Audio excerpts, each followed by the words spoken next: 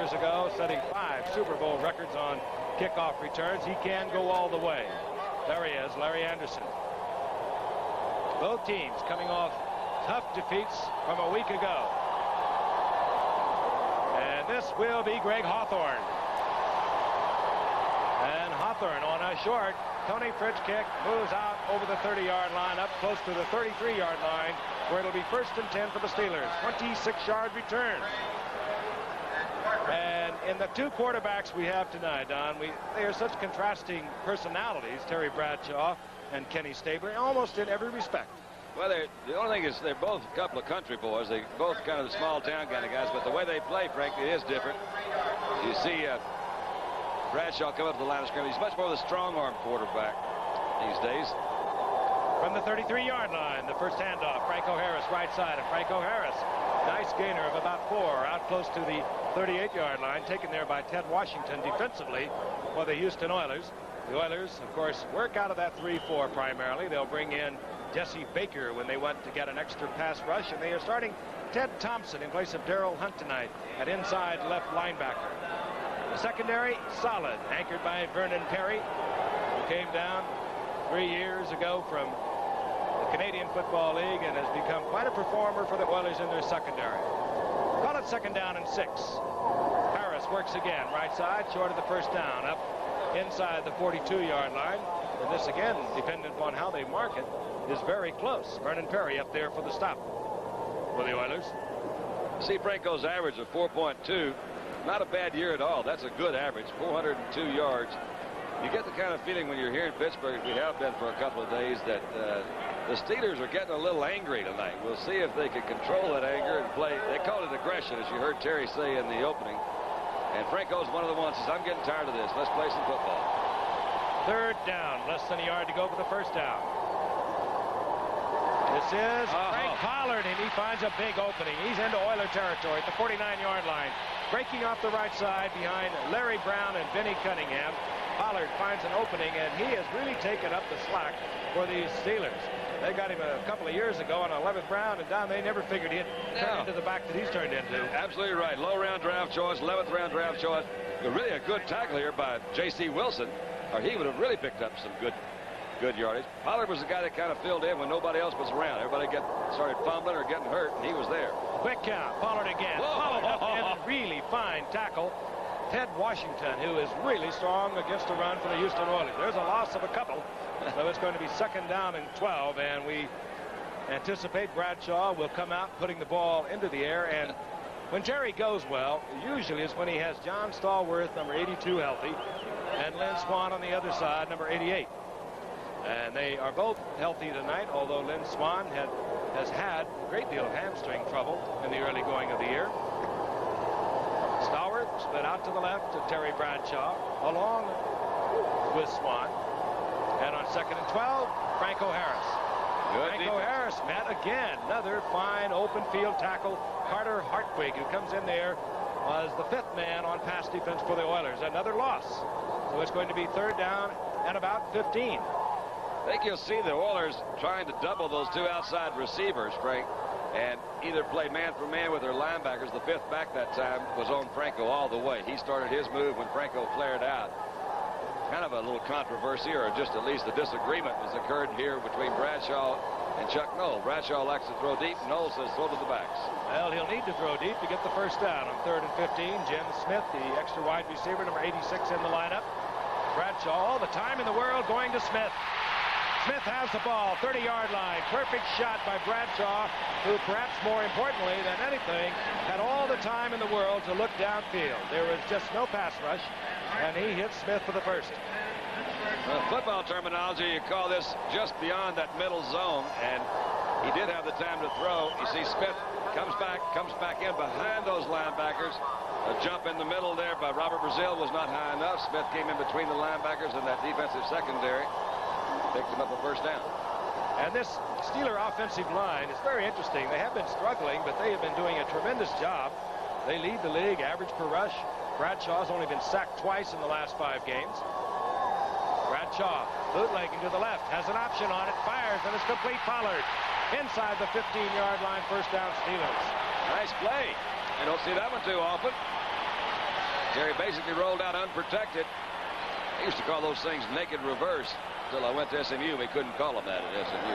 He's running much more this year. He's already run, has Terry Bradshaw, for more yardage this year than he did in the 3 previous years. And that time, Terry Bradshaw had an option to either run the ball, and he had the optional receiver. He was heads up on it, gets the first down at the 14-yard line with the pass to Pollard. Steelers on a march. Confusing antics in the backfield, and again, Bradshaw has all the time in the world to find Stallworth. Inside the 5-yard line, he'll have a first down and goal to go for the Steelers. But again, no pressure on Bradshaw. And you just do not give Terry Bradshaw down all the time that he's getting tonight. Frank, look, coming by behind Bradshaw is Swan. That's Swan going the other way. Then Swan later goes out into the pass pattern to right. Plenty of time to throw. You see Stallworth coming back. That was not his initial route to run either. And plenty of time to throw. Stallworth's going to get open. Hi, Francis. Welcome back. And the ball is marked short of a first down, so it'll be second down and inches.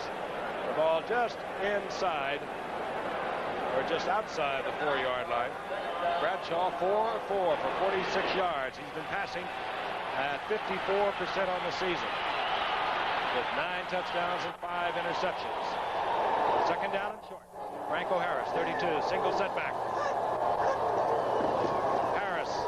Harris, extra effort, and 225 pounds, surges for the first down. It'll be first down, goal to go. That was old KK Kennard up in the middle there. Kennard's been moving in a little bit in the short yardage situation, and he met him at the line of the scrimmage. Franco still picked up a little over a yard, almost 2. There's that defensive unit. Kennard became the starter, of course, last year. They change it around when they anticipate pass. They bring in Mike Stensrud, and they bring in Jesse Baker. To the line of scrimmage. First down, goal to go. The 2 tight ends are in. 84 is Grossman. 89 is Cunningham. Bradshaw reads it and changes it off. Grossman. Bradshaw looking for Cunningham. He's covered. Then he has to throw it away. Fine job by J.C. Wilson staying with Benny Cunningham, who's having a superb year. The big 260-pound tight end. Perhaps his best year in an injury-filled 5-year career. Nice to have those big tight ends, isn't it, Fran? It is, and down there especially, because you really got to get to the big guys down. There's not a lot of room to get the ball into anybody. You need somebody who can muscle their way in there. Cunningham is big enough to muscle his way in there. That's right. That Oiler defense didn't go for that little play fake that last play. They made a very feeble fake in the middle and didn't hold anybody at all. Second down, goal to go. Bradshaw again looking it over. This time out of the eye. Grossman in motion. This is Pollard. And Pollard bobbled the football, and there's a scramble for it. Now they're saying he was ruled down inside the 1-yard line. Pollard lowered his head. Not tall in stature, but he is big at 217, and he was really met. He was on your basic north-south move that time. You know, that was a great play by Robert Brazil, because he had all the momentum in the world to go into the end zone. Brazil and friends threw him back. In his 13th season, last year with a 9-7 record, the first year in 9 years, the Steelers didn't get to the playoffs. Third down, goal to go. Partisan crowd, and Terry would like to shut them up. And again, Pollard is turned back. Fine defensive effort. Left side of that line. So decision time, and it was made quickly by Chuck Noll. Out comes the field goal unit on 4th down. Good decision, Giff, I think, in this situation, because they tried into the line twice. They got nothing at all. Their offensive line were getting whipped at the snap and at the line of scrimmage by the Houston Oilers defensive line. He said, I'm not going to take a chance on this. I'm going to take the 3 if I can get it. Steelers, having used almost half of the first quarter on this drive, bring out the rookie free agent from Pittsburgh, David Trout. 19-yard attempt. Colquitt gets it down. And Trout through the uprights. And the Steelers are on the scoreboard. 7:39 remaining in the first quarter as the Steelers, first possession, strike first. We'll be back at Three Rivers Stadium in a moment. Coach flutters in the stomach. That's Carl Roach's number 85, Willie Tullis, number 20. They both have returned a kickoff this year for a touchdown. Roach is third in the NFL, and Willie Tullis at the moment leading it. Tullis, of course, went 95 yards in the opener against L.A. Roaches went 96 against Cincinnati 3 weeks ago. David Trout, who ordinarily gets it into the end zone, set to kick. Who do you kick away from, Giff, in this situation? Willie Tullis bobbles the ball at the 5. And Tullis works his way out close to the 30-yard line. Fine return after mishandling that ball at the 6-yard line. 24-yard return by Tullis, well below his 34-yard average. Offensively for the Oilers, and you heard Ken Staver, top of the show. They have not been consistent. They have been not getting it done. 3 weeks ago, they left the split-back formation, went back to the I, which enables Campbell to get a better feel in a running situation. But still, they have not been able to move the ball through the air. They are 14th in the conference passing. On first down, Staver will be back. Has a man open. It's Renfro, and Renfro has the first down out over the 40-yard line. Covered there by Jack Ham. That's what Ed Biles told you, Fran. He says we're going to put that ball in the air a little bit more. Well, I feel against the Steelers, who play the run better than the pass, you must do that. Last week, Cincinnati beat the Steelers by getting Kenny Anderson going for over 300 yards. Those are the changes. L.C. Greenwood on the left side for the Steelers, out with a bad knee tonight. We might see him. Joe Green didn't start tonight. Greenwood has been replaced by Beasley. Joe Green replaced by John Goodman. Banaszak on the right side didn't even dress for the Steelers, so the Steelers are hurting defensively. First down, Renfro in motion. Here is Campbell. Bobbled the ball, got a hold of it, and picked up a couple. Beasley, bottom of that pile, meeting Campbell, who had trouble handling it. And Campbell on the night will need 111 yards to regain his NFL rushing lead. Tony Dorsett yesterday with 122 against Miami. George Rogers had 113 for New Orleans against Cincinnati. So Campbell, when he ended tonight, needed 111 yards to regain that lead. Second down and 8. Speedster Ken Burrow. Split to the right by Staver. This is Campbell. And Campbell gets away from the initial charge of one of the Steelers, Cole, and gets back to the original line of scrimmage. A loss of a couple. It'll be third down and 10. Got an indication that time, I think, from the Pittsburgh defense. What I think they'll do most of the night. You saw safeties coming. They're really going to come at Kenny. They've got a lot of injuries that Frank's mentioned in the defensive line, and in their secondary, the linebackers are not really healthy. So they're going to throw everything in the world at him tonight, I think. Passing offense now, and out of the shotgun. That's new, only a couple of weeks old now for the Oilers. Ronnie Coleman, 47, is in there. Adger Armstrong, 39. They're in there with Staver in the backfield. Staver, a lot of time. And rifles went almost underhand to Ronnie Coleman, and they were all over Ronnie Coleman. Jack Lambert, the fine middle linebacker for the Steelers. Good pass defense. He was right there. You know, I'm not a great advocate of the shotgun, as you know, Giff, but I think in the case of Staver, it's a very good move. He's not as quick as he once was. He's got bad legs. He has trouble setting up as fast as he used to set up. To get him already back in a position where he can be already set is a good move. He had a good time to throw. They just had everybody covered that time. They did. There's Jim Smith. He's dropped for the Steelers, settling in at his 22-yard line. Parsley doesn't kick the ball long. Hangs it up there pretty good, however. And this time, gets a lot of altitude. Smith doesn't like the fair catch and takes it at the 12. And down he goes immediately. Carter Hartwig down there defensively for the Houston Oilers. 46-yard punt. Good effort by Parsley, and a 1-yard loss on the attempted return. The Steelers will have their second possession when we return. Another letter, Marge. Letter to Grant Hill. You are witnessing the new Lanier Messenger at work. Its 4 microcassettes let you organize your thoughts and talk to your secretary even when she isn't there. You can dictate, record phone calls, set priorities, leave instructions, and get those important ideas off your mind and into action, so you have time for the tougher problems. The Messenger, new, revolutionary, and only from Lanier. Trust the leader in technology to forge a new legend, Seiko LaSalle. Trust Seiko to fuse slim elegance and peerless performance, new Seiko LaSalle. Trust Seiko to create timepieces destined for a place among the world's great possessions. Seiko LaSalle, Miracles of slimness, marvels of technology. No wonder people trust Seiko more than any other watch. Seiko at your authorized dealer. The Dodgers could clinch the World Series tomorrow night on ABC. The Pittsburgh Steelers and the Houston Oilers, coming off losses of a week ago, were bolstered yesterday when Cincinnati dropped a game to New Orleans. The winner of tonight's game, as we look at Chuck Noll, can move into a tie in the Central Division of the AFC with Cincinnati and Bradshaw on first down. Swan is out there, and it's right off his fingertips. Strange pattern, considering that Lynn Swan was questionable during the week with a hamstring. They had him on a full sprint, and perhaps had he been in a little better condition, he might have got there. You know, it's interesting. We were seeing two truly great quarterbacks in Bradshaw and Stabler. Bradshaw likes to do what you just saw him do. He likes to throw the ball deep, get it down the field. Stabler likes to pick and peck and get the ball to his backs and to his tight end. I think Swan has re-pulled the hamstring. I think he has. Pulled up on the sideline. He's being treated there now. Jim Smith has replaced Swan. Second down and 10. Smith split to the right.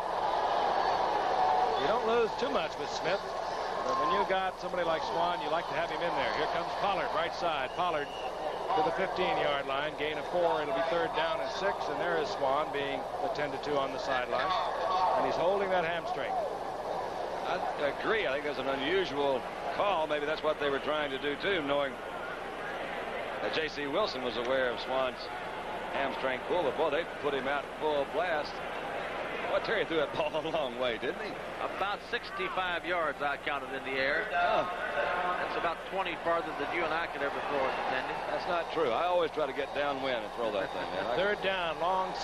The ball inside the 15-yard line of the Steelers. Bradshaw. Smith, first down out over the 30-yard line, and Jim Smith, who really came into his own a year ago, replacing an injured Stallworth, an injured Swan on and off all season, makes a good move, gets the first down. It's the old basic turn-in pattern, and Jim Smith does it well, but number 12, Bradshaw, drills it. He really did, didn't he? Oh, I'm telling you, he's got some kind of arm. He's worth the price of admission just to watch him warm up. He throws so good. 32-yard line. Those are Smith's stats for this year, but they were pretty great last year. 9 touchdowns on 37 receptions as a backup to Stallworth and Swan. Pollard adjusts into the set pro offense. Screen to Franco Harris. Good screen. Harris has the first down. We're very close to it at the 42-yard line. Vernon Perry defensively there made the stop. Reference, of course, to Chet Forty, who's with Howard in New York. A lot of banners, a lot of signs. The public school system has really gotten behind tonight's game, trying to give the Steelers a little goose after last week's loss to Cincinnati. The Greenway Middle School, as a matter of fact, their students have banners all over the stadium. Bradshaw is 6 of 8 for 72 yards. Second down, less than a yard to go for the first down. Bradshaw will use it. The attempt to Cunningham, deflected twice initially by Perry and then lost by J.C. Wilson. So it'll be third down and short. Fran, in the opening play, Bradshaw says he wanted to play more aggressive. What do you think he means by that? Quarterback playing aggressive. Well, I think that his coach Noll wanted to keep ball control going because last week they only had 47 plays and Cincinnati 70-odd plays, and he wanted to keep his defense off the field some. And Terry said, I respect those great defensive teams. I want to get the ball down the field for the big play. How does a quarterback play more aggressively is what I mean. How does he do that? I think by the way he calls the plays, the type of things he wants to do. Okay. What do you have in mind, Andy? I don't know. Third down, less than a yard. The ball just inside the Steelers' 42-yard line. Pollard, left side. And the third-year man out of Baylor. But the Steelers discovered when they were down scouting Greg Hawthorne, their #1 draft pick in '79, gets the first. Would you say, Dandy, that both teams have said we're going to disdain the run and throw the ball? Of course, it's a trend all over the league. The passing game is what's in right now. People are throwing the ball 40, 50 times a game, and these two teams are coming out throwing. There's our man. They mark it at the 44. First down 10 for the Steelers. Steelers now with their 5th first down. Houston has 1. Franco Harris pulling straight ahead. Getting 2, perhaps 3. It'll be 2nd down and 7. Franco Harris so near to becoming the 3rd back in the history of this game to get over the 10,000-yard mark. Jimmy Brown, of course, over 12, and O.J. over 11. 2nd down, 7. Time remaining, much of it used. 7 minutes and 21 seconds in the first drive of the Steelers, with that time remaining in the first quarter. Bradshaw again, all the time in the world. Pollard. And Pollard is hit. Bobbles the ball. They're saying it was down, up close to a first down, I believe, just about a yard short. Ted Thompson hit Pollard and gave him quite a shot. He'll be about a yard short of the first down. You know, Bradshaw really doesn't like to throw to his backs. He'd rather get the ball down the field to start with and Swan. There he did. Noel would like to see him throw to the backs, get more ball control into the game. And that time he did. 3rd down, a little more than a yard, as they have marked the ball just inside the 48-yard line of the Oilers.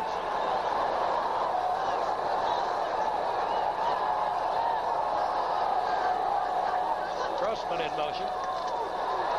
And Franco Harris. This is going to be close, as Lynn Swan shaking his head, and there's nothing more nagging and absolutely debilitating emotionally than a pulled hamstring. You think you have it well, you go on a sprint, it pulls again, and now Lynn has been troubled with it much of this entire season. He did not play in our Miami game the first Thursday night of the season. Same reason, hamstring. Markers are coming out for the measurement. It'll be some kind of close. It'll be interesting if he doesn't make it, if he'll go for it on 4th down at this position of the field. Will not have to consider it as the Steelers again keep possession. They went 66 yards the first time they had the football, had to settle for 3, and they lead 3-0. And we have less than a minute remaining in the first quarter on a rapidly paced game.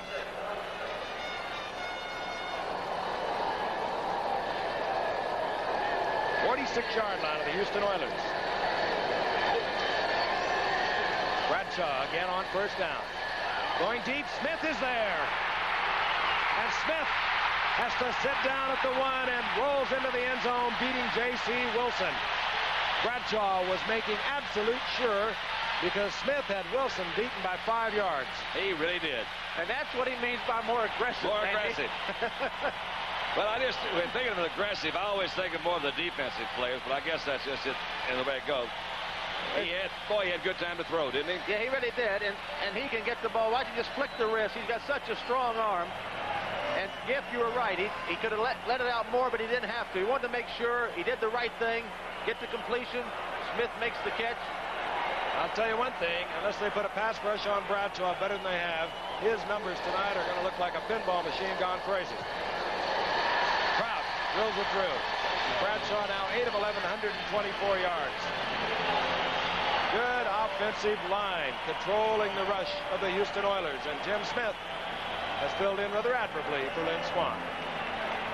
Here with Fran Tarkenton, who passed for 47,000 yards, and Don Meredith, who covered many more than that, getting back to training camp. True. To beat that 11 o'clock deadline. 47,000 yards is a lot of yards, but 25,000 ain't bad either, as a matter of fact. All right. And 4 Super Bowl victories to his credit. Terry Bradshaw, one of the best. 15 seconds remaining in the first quarter. That's Renfro in motion. And here's Earl Campbell. Campbell struggling, but down he goes in the arms of John Goodman, who was filling in, or rather Bob Coors, who was filling in for an injured John Batasak. Coors, number 90, and John Goodman, number 95, both in there defensively for the Steelers. They were second-round draft picks a year ago. Both were on the injured reserve list. And they might be the defensive stars of the future for the Steelers. That's the end of the first quarter. We'll be right back.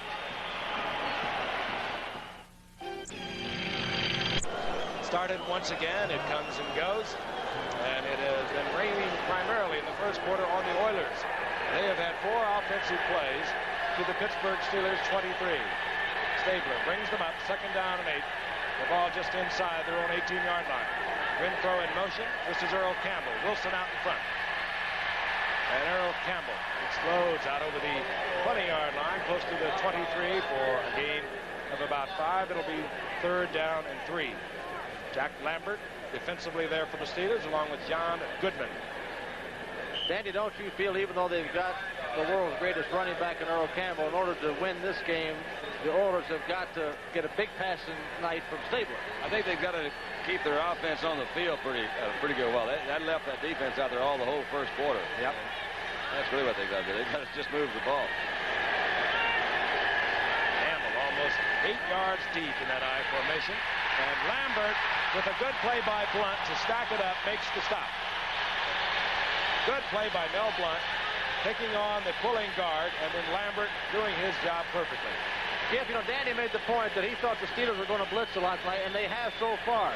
One thing to keep in mind, when you blitz, it just nullifies the run. Much tougher to run against a blitz than against a regular 4-man set. They're putting everybody on that line of scrimmage, and they're coming.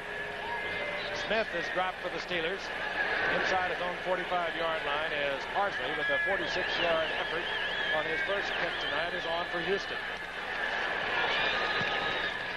Parsley again with a fine kick. That will take Smith back to inside his 35. Smith dancing and juking, works his way up to the 38. 48-yard cut by Parsley, a 5-yard return. The Steelers will have good field position. Steelers 4-3, as are the Houston Oilers coming into tonight, chasing the Cincinnati Bengals. Steelers last week humiliated by Cincinnati 34-7, while Houston lost 38-10 to New England. We'll be back in a moment. New Backwoods Smokes just hit town. Looking wild, but tasting mild. New Backwoods Smokes. How can anything that looks so wild taste so mild? New Backwoods Smokes. How can anything that looks so wild? Fran, not hard to explain when the Steelers are ahead 10-0. No, 8 first downs to 1, and passing 124-10. Steelers have been throwing the ball on first down all but one time. See if they keep that aggressive nature up. Aggressive, that's aggressive. I like that. All right, we're getting it. We're solving that problem. Steelers have yet to punt. Franco Harris, single setback, first down and 10. Ball inside the Steelers 38, draw play. Franco Harris over the left side, picks up a quick 5 out to the 42, taken there by Robert Brazil, defensively for Houston. Harris now 20 yards on 6 attempts. You're not going to pass on first down. That's the next best thing, wouldn't you say? Let's run a little draw play. He had them jittery back there. Robert Brazil, #1 draft pick a few years ago. 5 straight Pro Bowls. One of the many fine individual players you have in this Oiler ball club. He'll take a shot at you. He and Bingham both in the middle there. They're tough. 2nd and 5. Bradshaw has to hurry on the blitz. Smith took his eyes off it, had it in his hands, looked around, and dropped the football. Good play by Bradshaw. Bingham was coming in on the blitz. Nobody picked him up. Terry read it very quickly. We'll take a look at it again. It wasn't Bingham, I'm sorry. It was Thompson, 51. Lays it over his head there. That ball was well thrown. Should have been caught. 3rd down and 5. Not a chilly night, and it could be this time of the year here in Pittsburgh, but the rain continues to fall. The artificial surface, many will tell you it will actually be, you can be almost more sure of foot with a little wetness on it. But sometimes that ball traveling through the air will pick up a little moisture and get very slippery. Bradshaw back again, all the time in the world. There's a battle over on the left side with Smith and J.C. Wilson. No flags are down, incomplete, and we will see the Pittsburgh punter. Now, for the first time tonight, Danny, we saw Houston go double coverage on both outside receivers. Bradshaw still tried to go to him, and that's what I would think they would do the rest of the night. Force Bradshaw to throw to his tight end or to his 2 running backs. I think we can pretty well assume that they think they can beat J.C. Wilson deep. They've gone at him 3 times deep, had him beat twice, once overthrown, once for a touchdown. So they're going to work on that side. Double coverage is not bad. Colquitt to punt for the Steelers. You saw Roaches 85, Tullis 20 for Houston. They're at their own 15-yard line. Colquitt with a fine foot. Tullis from his 14-yard line. Quick feet. Willie Tullis moves it out over the 25-yard line to the 27. 44-yard punt by Colquitt. 13-yard return. We'll be back. Having it made very easy for him by the Houston Oilers defense. Bradshaw under no pressure whatsoever thus far. Had a drop pass by Smith, or perhaps he would have still been in control. 8 of 13, 124 yards. First down, Houston, the ball at their own 27-yard line. Earl Campbell, left side, and Campbell is piled up, met at the line of scrimmage, and surges up close to the 30-yard line. A gain of a yard and a half. It'll be second down and 8. And Giff, what he's trying to do is run into a 9-man line. Everybody's up on the line of scrimmage except a couple of cornerbacks playing back, and that's hard running, even if you got Earl Campbell back there. You see Jack Ham come from this side, number 59, and he was trailed. He ran all the way across, made initial contact with Earl before he really got to the line of scrimmage. Earl Campbell's only gained 100 yards one time against Pittsburgh. That's at 8 attempts. You saw Jack Ham. He, of course, missed 4 games with a broken arm from training camp. He's still playing hurt with a sore leg now. Stabler has Casper open, and Stabler connects with Casper inside the 40 at the 38-yard line. The Oilers, big effort of the night, a 42-yard pickup. The old Oakland Raider battery. Well, this is what he's got to do, Giff. He's got to get the ball down the field. He's got a great tight end in Casper. They doubled the outside receivers, left the linebacker on Casper, and there he goes. Did a good job with Goodman, too, in the middle. He got no pressure in the middle that time. Mel Blunt, they're dancing over to the side. Tango. Got Kenny Burrow. He's, of course, the major deep threat. So Houston has their second first down of the ball game. They have a first down and 10. The ball at the 38-yard line of Pittsburgh. Oilers down by 10. Renfro in motion. Earl Campbell, left side, just knocking over his own man, banging into the center, David Carter, carrying him with him for about 4 yards. It'll be second down and 6. And there's a great altercation going on between double O Ken Burrow and Mel Blunt. They've done it for many years, and they're really going after it, as we saw in the replay just a minute ago. Earl Campbell, again, he needed 111 yards to regain the lead, the NFL rushing lead for the season coming into tonight. He's picked up 14 on 6 attempts tonight. The Steelers very stingy defensively. Second down 6. Campbell left side. And again, he just runs into a host of pursuing defensive Steelers. Headed by number 90, sliding out there, Bob Coors, and number 56, Robin Cole. Robin Cole, I think, was really the key guy there that time. He played off a block. Earl was trying to give him that little dip to the inside and break outside. Robin kept his feet and let that pursuit catch up with him. And that pursuit, from a defensive standpoint, usually is Lambert coming from the middle. And if that's what they call airing out the ball, they're really not airing it out. They got a good completion down the middle to Casper, then they run twice in a row. Campbell got a yard, maybe a yard and a half. Call it third down, a long 4. Campbell bobbles the ball. It's free. Woodruff after it for the Steelers, and the Steelers have it. Dwayne Woodruff had his hands on it first. But it was Jack Ham, I believe, who came up with it. Jack Ham, who has intercepted so many passes, covered so many fumbles, gets the turnover for the Steelers. And the Steelers have the football back, 9:23 remaining in the first half. Hi, I'm Cindy. Missed 4 games earlier in the year. Is playing tonight with a very sore leg with a pulled muscle. Steelers on 1st and 10. Go to Frank Pollard. Pollard over the left side, down over the 20-yard line for a gain 2. And we're going to get our first flag of the night, holding against the Pittsburgh Steelers. Very rapidly paced game. We have 9:18 remaining in the first half. Steelers on top 10-0. Our referee tonight is Fred Silva. He'll be visiting with us infrequently, we hope. Yeah. I can't tell you what a tough penalty that is in that situation. At 20-yard line, at least you got some breathing. Offense, number 52, holding. First down. But now you're back at the 9-yard line, no field position at all. Little drizzle coming down. Come out throwing, Terry. Word on Lynn Swan, re-injured his hamstring, questionable as to whether he'll return tonight. Penalty was against Mike Webster, the all-pro center for the Steelers. First down and 20. Ball at the 9-yard line. Franco Harris. And Harris gets some of it back, moving out to the 15-yard line, where it's going to be second down and 13. Coming up at halftime, of course, some highlights from yesterday's action. Howard will talk with George Steinbrenner, who got in a little bit of an altercation last night in his hotel out in Los Angeles. And we'll be talking with Larry Holmes, the WBC heavyweight champion. He, of course, lives nearby Pittsburgh. Big Easton, PA. He's got a big swimming pool up there shaped like a boxing glove. You're that big, you can shape your swimming pool any way you want. Second down, 12.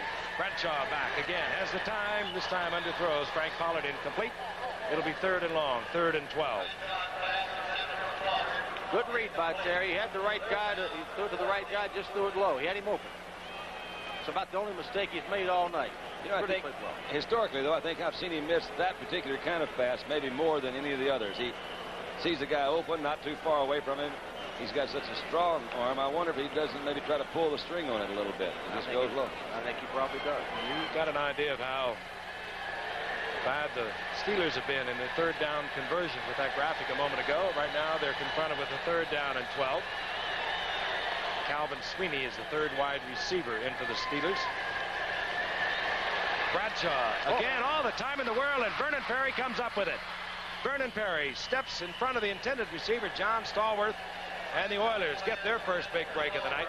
Perry had a good shot to score had Stallworth not come back, reacted quickly, and made that tackle.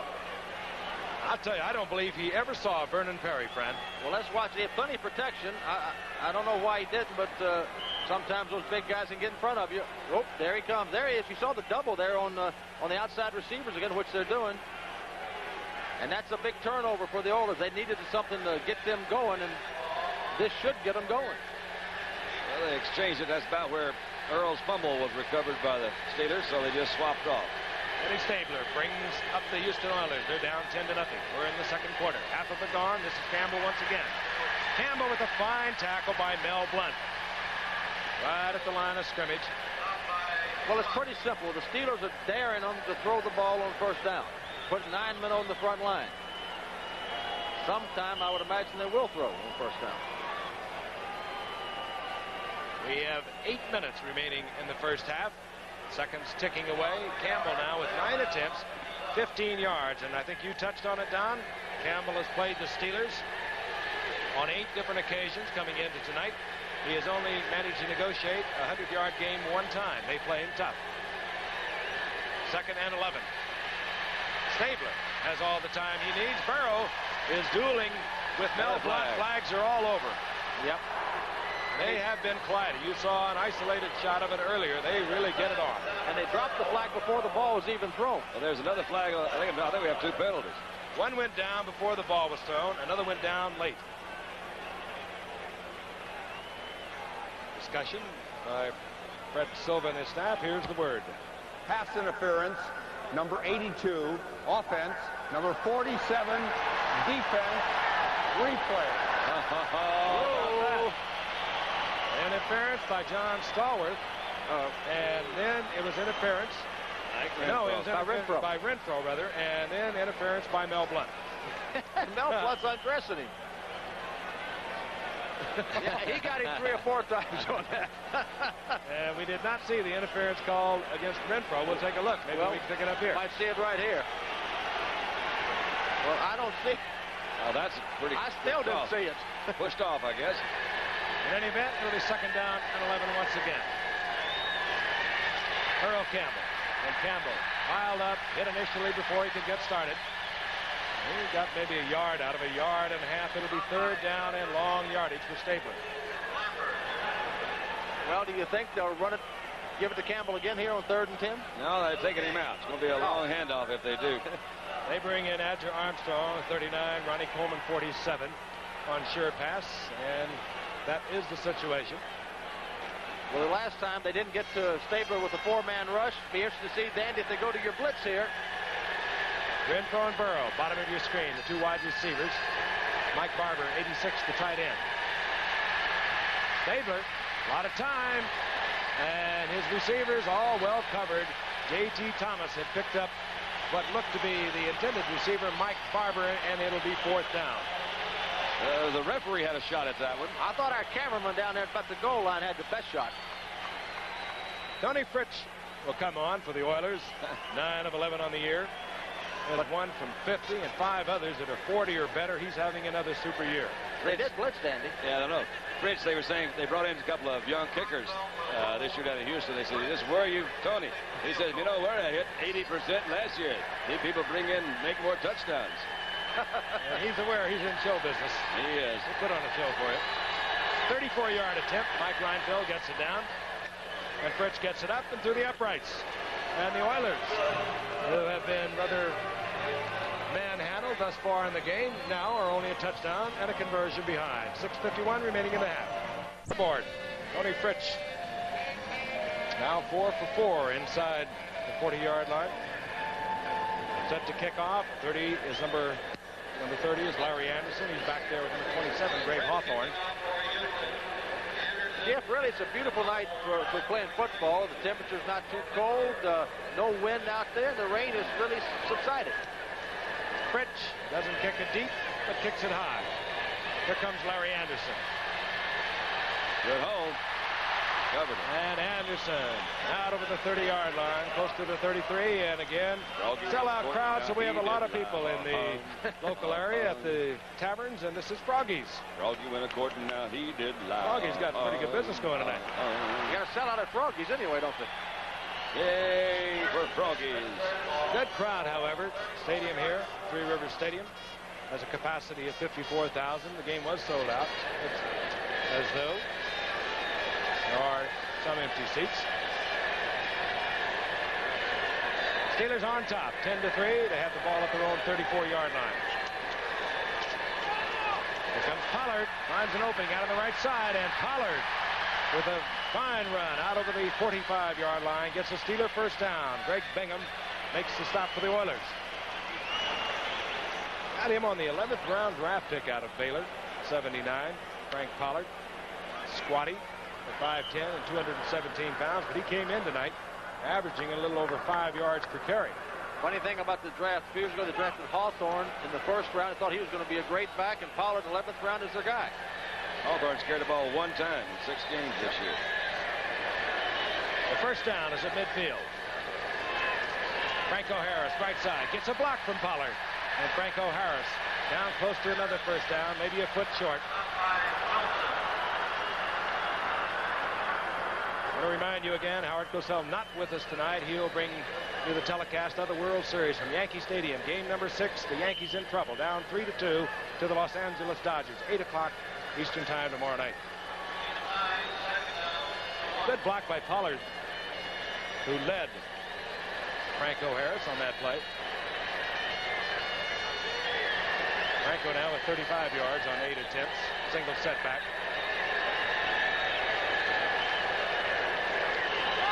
Franco Harris has the first down.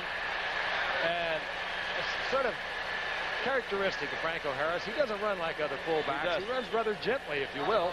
Pecks along till he finds a little opening and then accelerates and he gets the yardage. He's not built like other. You know, he's what, 6'3" or 6'4". He's taller than most running backs are, and he does have a different running style. I'll tell you, the Steelers' offensive line have taken over the match in the trenches. Another first down for the Steelers, 36-yard line of Houston. Here comes Pollard, and we're going to have a reverse. This is Jim Smith. He has blocking in front. And that play designed just like returning a punt. They set up a picket line. Webster was out in front of it. And Smith has a Steeler first down at the 21-yard line of Houston on a 15-yard pickup. Vernon Perry slowed him down. I don't know if you'll see this or not, but you watch Larry Brown, number 79. He's a big tackle. And he right there said, watch him in your picture. He's going to make it almost a clip. He decided to pull off of Vernon Perry, which was a smart move. Didn't get called for the clip, and they get the gain. And Jim Smith came off. I don't know for sure whether he wears contact lenses or not, but he came off scratching at his eye as though he were looking for a contact lens. We'll get word from the bench. First down and 10. Bradshaw's back. Fires, and Pollard makes a super catch inside the 16-yard line, right in the arms of Robert Brazil. Don't think he could not catch it. I think that one was drilled in there so hard it lodged. Like a dart in the chest. Look at this. Watch the guy coming in on the left part of your screen, to Bradshaw. He sees him coming. The big linebacker's coming at him, and he just stands in there and drills it. Ted Washington is, that is good eye there, Frank. Maybe because you were. How'd you know? How did he know? Well, we've got the new lens in, so Jim Smith will be available. Pollard picked up 5 yards. It'll be second down and 5. Greg Hawthorne is in the lineup, number 27 for the Steelers. Calvin Sweeney in motion. Blitz. Bradshaw reads it. Hawthorne is there, but Bradshaw under pressure can't get to him. That one was not a good throw. No, he liked to have it back. Ted Thompson was in there blitzing for the Houston Oilers. They had the right matchup. They had Hawthorne on the linebacker. Third down and 5. That is the time remaining in the half. 10-3. The Steelers over the Houston Oilers. Again, the winner tonight could move into will move into a first-place tie in the AFC Central Division with Cincinnati. The setbacks are Pollard 44, Russell Davis 45.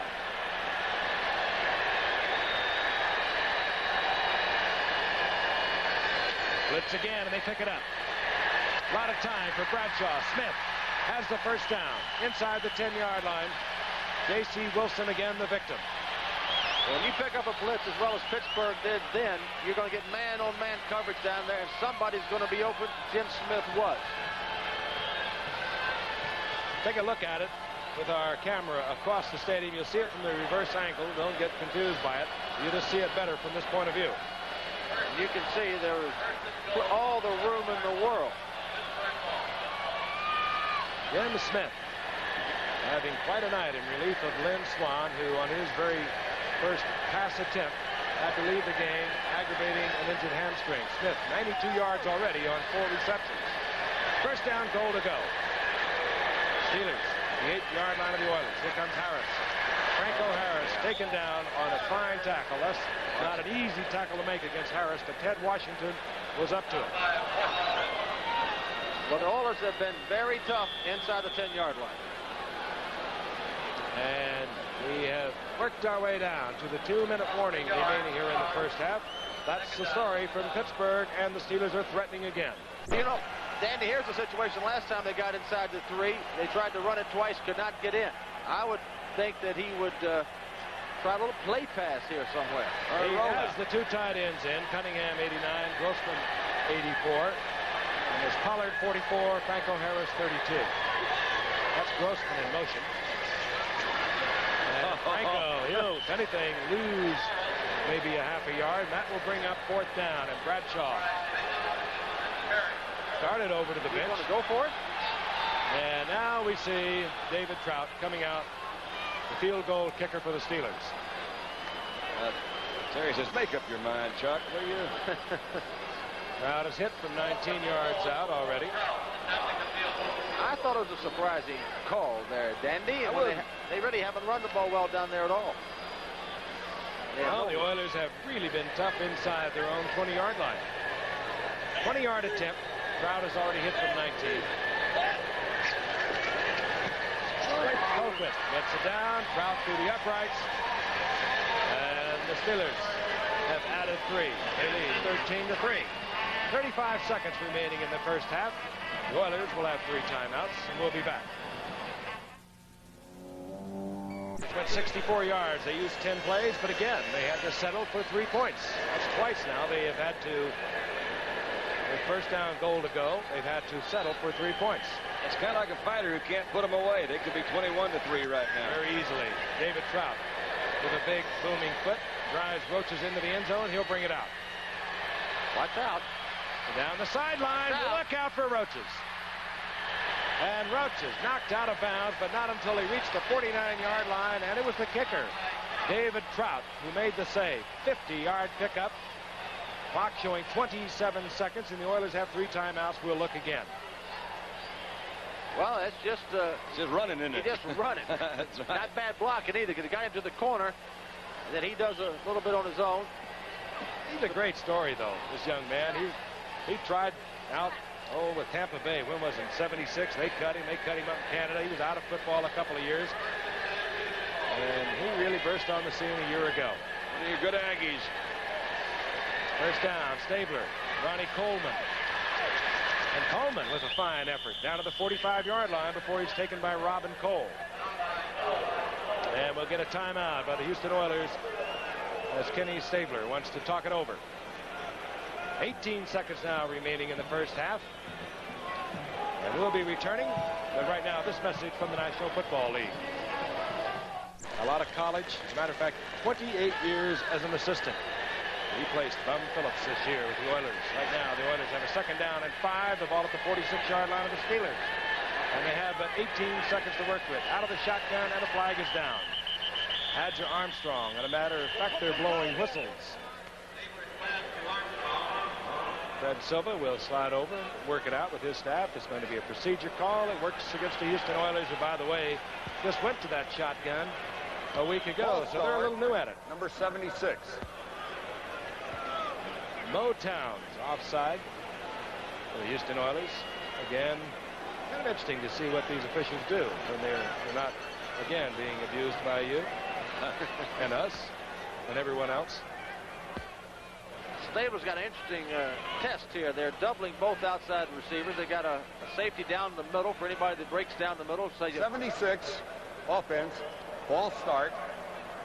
Put 4 seconds back on the time clock from 14 to 18. The play never materialized.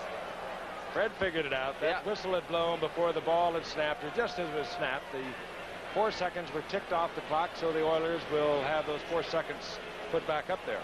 You have to get back to my point. Either you got to throw the ball to the backs like he's doing, or you got to challenge the double down the field. I would think he's got to challenge the double down the field, because throwing to the backs behind the line is not going to get him enough yards with 18 seconds. I figured that out, Dandy. That's really clever, too. That is very good. Big Mo Towns. They had kind of an ugly joke going around about Mo his first couple of years around there. They thought he was a baseball pitcher. He kept pitching no-hitters. But he's kind of gotten it together, old Mo. A rookie comes in a wide receiver now to join Ken Burrow and Mike Renfro for the Oilers. Mike Hostin out of Morgan State. And now they're trying to get those seconds back on the clock. So far they've worked their way to down from 29 seconds. There they are, ticking him off. They'll tick it off to 18 seconds. And the Oilers will have 2 timeouts remaining. I think what you're saying, Francis, and I would certainly agree, he should really at least try to get 3 points on the board, because if they could come in this halftime with a 13-6 ball game, I mean, they've got to feel like they won the first half, considering what's happened. What he's got to do is throw a big break in down the middle, about 20 yards. It's about the only chance he's got. Of course, I imagine Pittsburgh knows that, too. Yep. Stabler. There you go. Kenny Burrow, and he has the completion. He has the first down at the 38-yard line. Now quickly, a timeout called for by Stabler, stopping the clock with 12 seconds. That play using 6 seconds. Realistically, he'll need another 10 yards to get into Tony Pritchard's range. He could be leading by much more had it not been for a very stubborn Houston Oilers defense inside their own 20. On 1st and 10, Stabler back.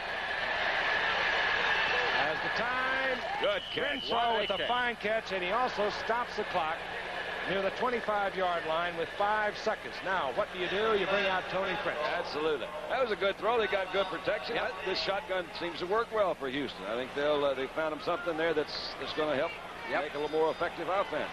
I think you're right. Good route there by Mike Renfro. He is not your real burner on the Houston club, but he ran an extremely precise route. Kenny had the ball out there right on time. Pritch now with a 42-yard attempt. Now, he has hit one this year from 50. He has hit one tonight from 34, and he has 5 others this year of 40 or better.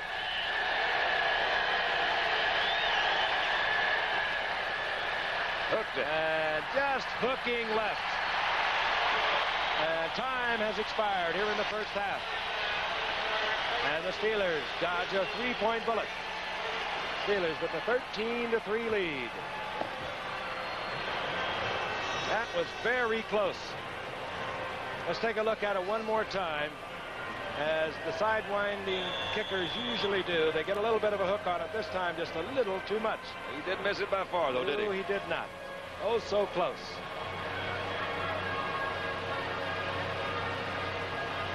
But the Oilers go to the locker room. They are down by 10. We'll be back with our halftime activities after this message and a word from our local station. Long way on kickoffs. This one, he pounds into the end zone where Willie Tullis will bring it out. And Tullis tries to get around the corner, but nothing happening there as he gets out to the 15-yard line. Let's take a look at the stats of the first half of play, and they were primarily Pittsburgh, as you can see. 228 total yards to Houston's 88, and yet the score could have been oh so different. Giff, another thing, during the first half, Houston on first down had an average of 2.4 yards a rush. When they threw the ball on first down, Stabler was 3 for 3 and averaged 10 yards a pass. I would think maybe they would look at that and throw on first down occasionally this half. Didn't they? Tell you, you're coming up with some gems. That's got it. Ken Stabler, who has a career passing percentage of over 60%, brings up the Oilers. This is Earl Campbell. And Earl Campbell is just carrying Pittsburgh Steelers. There was little or no hole. He just made one out over the 20-yard line, gaining perhaps 6 yards. It'll be second down and 4. But it's been a tough night for Earl Campbell, as it usually is when he goes against the Steelers. Absolutely. So Mike Barber in there is tight end. A pretty good block that time. Second down and 4, 21 yards thus far on 11 attempts by Earl Campbell.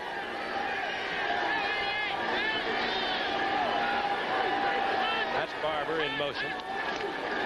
Campbell again, right side. This time Campbell again runs into a lot of Steelers up close to a first down. Pounded into Wayne Woodruff, and then Robin Cole was there to help. And Ron Johnson. Takes a lot of Steelers to bring Campbell down. You mentioned old Barber there, Dandy. It's really tough when you've got two tight ends of caliber, Barber and Casper, and you only play one at a time. And one's got to sit on the yoke, and it's a waste of talent when you have that. You know, I think Dave kind of was shaken up a little bit earlier in the, I guess it was the first quarter, on the pass he caught down the middle. He went off of that time. We haven't seen him. Third down and inches. Look out, Campbell runs into J.T. Thomas after getting the first down and carries Thomas for about 3 additional yards. Has the first down for the Oilers out at the 36-yard line. Well, you'll watch this. You see Earl gets one of the few holes he's gotten tonight on short yardage. Good blocking inside. Watch J.T. Thomas. He's got him man on man. He's grabbing and clawing for everything he can get to try to get him down because there's nobody behind J.T. That was a good block. Tim Wilson that threw that block on Lambert coming up the middle, closed him off there just long enough for Earl to skip through. Houston's first third down conversion of the night. You saw the movement. The flag is down. And now Stabler is rather rudely thrown to the artificial surface by Ron Johnson and John Goodman. Procedure indicated against Houston. John Goodman, he was on injured reserve last year, number 2 draft pick out of Oklahoma, as was another starter tonight, Bob Coors out of Arizona State. But there's John Goodman. Ball start. 5 yards marked off against the Oilers. It'll be first down and 15. Leon Gray with a little movement on the left side of the line for the Oilers. And it showed you how aggressive Pittsburgh's defense playing on first down. Ron Johnson, of course, is a safety man. He was back blitzing again.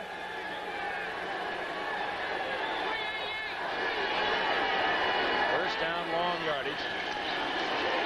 Campbell drops the football, and the flag is down as Campbell collects it back at the 20-yard line. Flag was dropped by the official, and then he quickly picked it up, so we assume there is no penalty on the play. He just barely got back to recover that fumble. Let's look at it from the line again. Toss looks to be right in his hands.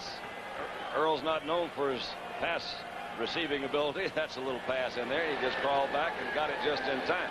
Good pressure again. Barry Dunn, 67. Robin Cole, 56, were there to make sure. Your basic 3rd and 25 call. Send it in, coach. The draw play to Campbell. Stabler. And was his arm in motion? They're saying that it was. Oh, I don't think it was at all. I don't either. I think they might have caught it. He was in the grasp of the defensive lineman, maybe. Is the only thing I can imagine. Again, Goodman with the pressure, number 95, and Gary Dunn, number 67. Let's look again. Be interesting look here. Watch Stabler go back. Can you tell us whether his arm was in motion or whether he's in the grasp of a defensive lineman or whether they missed it? Let's see. We did not pick up the whistle, but that apparently will be the call. You can see the official blowing his whistle. And now the loss is all the way back to the 12-yard line. It is third down and a bundle. Third down. Almost 30 yards. Ronnie Coleman, right side, inside handoff, and the Steelers rain all over Coleman, headed by Jack Ham, who is seldom, if ever, fooled, and he was not on this occasion. Isn't that the first back besides Campbell that's carried the ball for Houston tonight? Dandy? I think, I'm just guessing. I don't think I remember seeing anybody doing that. A very astute observation. I didn't just come here to fool around, man. I'm watching the game, you know? Looking at it, man. Yeah. There is Cliff Parsley. I'll tell you, 3 weeks ago against Cincinnati, he was the only back that carried it and caught the only pass from Stabler that was completed. Still working. Parsley from his end zone. Jim Smith is back for the Steelers, and a good kick by Parsley. Smith from his own 41. The flag is down as Smith is down at the 47. Carter Hartwig was down there in a hurry, and he was clipped on top of it. Well, a little scuffle breaks out. David Little is the number 50. He's the Steeler involved, but cooler heads prevail, and it looks as though the Steelers are going to be backed up. That's what you need, some cool heads. And need them to prevail. Yes. Fred Silva is going to get this worked out. Gave us an illegal chop indication, then wanted to talk it over again. I think that's going to be your clip. That is your basic clip. It couldn't be clippier. On the run back, number 50, personal foul, clipping. David First Little, down. the rookie from Florida. And he was rather exercised about it. So the Steelers will have a 1st and 10. The ball will be at their own 29-yard line. We're in the third quarter. The Steelers leading 13-3. Putting the Oilers on the scoreboard. They are doing it statistically, and they have a 1st and 10. The ball at their 29-yard line. A quick look at Earl Campbell. He's had a hard row to go tonight. Bradshaw, 1st down to the air again. Steps out of trouble. That ball is deflected, but caught by Stallworth. Out to the 44-yard line. That's almost time to turn out the lights when you can do that. Yep, when you got that going for you, you know it's your kind of night. And even Stallworth was chuckling. Remarkable comeback by Stallworth as we look again. He had a troubled year a year ago. Watch here. So good pickup that time by Mike Webster in the middle. Ted Thompson was blitzing again. They sealed it off pretty well. It was Andy Doris who got a paw on it. Right. And the Steelers have the 1st down. Bradshaw, 11 of 19, 157 yards, a touchdown. He has 1 interception. Play action. Bradshaw rifles it, and stepping in front of it, Ted Washington intended for Jim Smith. You know, here's the time of the game when your defense is totally dominating the other team's offense. Terry could work on that running game a little bit as you look at Ted Washington. And he doesn't have to be quite as aggressive, Dandy, as he was the first half, because his defense has got it under control. Ben Swan, we're told now, will not be returning tonight again. He is aggravated with a pulled hamstring that he has been troubled with all season. Jim Smith, however, has filled in very well for them tonight. 2nd down and 10. Pollard churning for a couple of yards out over the 45 to the 46 before Greg Bingham drops him. It'll be 3rd and long. Call it 3rd and 8. Pollard will come out, and we will see 3 wide receivers. Stallworth, Smith, and Calvin Sweeney. Dave Casper we haven't heard from much tonight. He had 1 long reception for a 1st down of over 40 yards in the 1st quarter. 3rd and 8. Bradshaw incomplete, intended for Jim Smith, and this time he was picked up and well covered by Vernon Perry. It'll be 4th down, and we'll see Colquitt.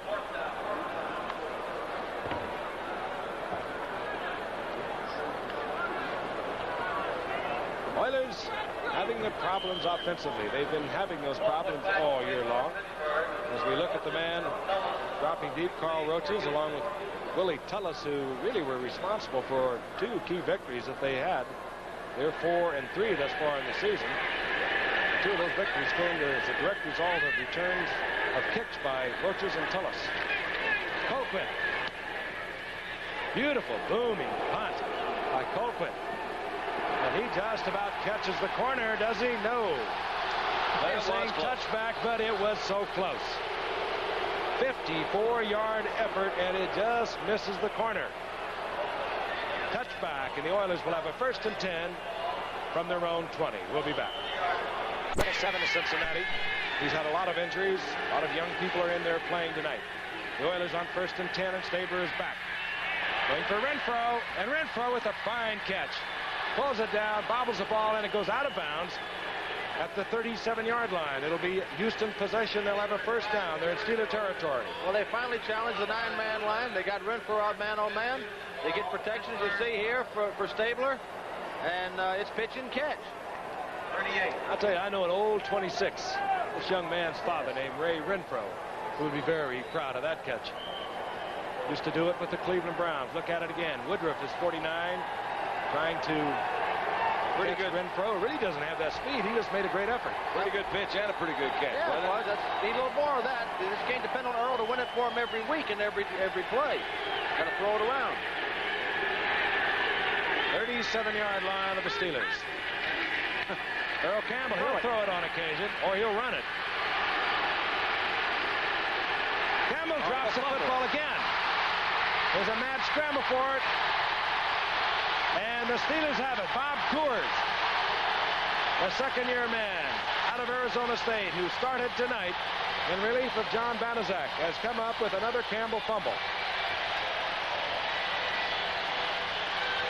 There he is. They drafted him a year ago along with Goodman to get pass rush, and they're getting a lot of play out of Coors tonight. Well covered downfield. Nothing there. Robin Cole makes a good hit, pulls the ball out from Earl's arm. Good move by Goodman coming across. So the Steelers have possession. The Oilers, who were threatening, are on defense. Round draft pick in 80. Steelers 13-3. They're on top and on 1st down. Bradshaw gives the ball to Pollard. Good. Pollard stays on his feet with a good effort. He just bounced right off. Number 51, Ted Thompson, gets another Steeler 1st down. Now let's go back and look at a play that did not fool the Steelers at all. Campbell was going to throw it. He had to pull it down, and he carries that ball in the right arm, and he sees the man coming. Robin Cole. The old basic switch it over the left arm, which he was almost trying to do, as you see there, and he got caught in the middle trying to do it. Cole made a good move. He had him, and he just reached back and grabbed the ball out from under. That was a good move. Back to live action. The Steelers 1st down and 10. The ball at their own 43-yard line. Inside handoff, Franco Harris, and he explodes out to the 49-yard line. A gain of 4. It'll be 2nd down and 6. Greg Bingham, just good inside linebacker, made the stop. You have good basic football on Pittsburgh's part. They ran for a 1st down. They ran again. Again, their defense is in control. They can hammer it out a little bit now and get some time off the clock, and that's what they're doing. That's the time remaining here in the 3rd quarter. Game statistically dominated by the Steelers, but the Oilers only down by 10. Pollard finds an opening, bowls his way into Oiler territory near the 48, short of the 1st down.